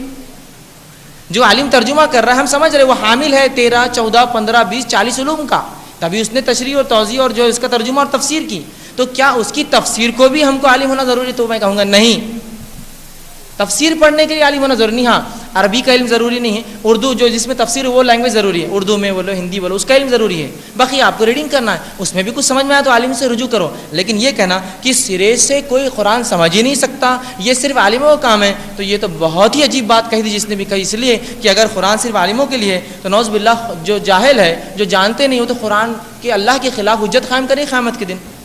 ایسا کیسا ہوتا ہے کہ ہم کو سزا دیتے ہیں آپ ہم کو جب کہ نہیں ہے؟ ٹھیک ہے, تو قرآن سب کے لیے, یہ تو غیر مسلموں کے لیے بھی ہدایت ہے, تو ایک مسلمان کے لیے بھی ہدایت ہے. ہاں علماء اس کے ترجمے کے لیے, توضیح, تشریح اور اس کی تفسیر کے لیے ضروری ہے. جب وہ یہ کام کر دے تو اچھا جو تفسیر و ترجمہ ہو آپ اس کو بالکل پڑھ سکتے ہیں, اس کے لیے عالم ہونا ضروری نہیں, سوائے اس چیز کے جس زبان میں وہ ترجمہ ہو, آپ انشاءاللہ اس کو پڑھ سکتے ہیں. اقول قولی ھذا واستغفر اللہ لی ولکم ولسائر المسلمین.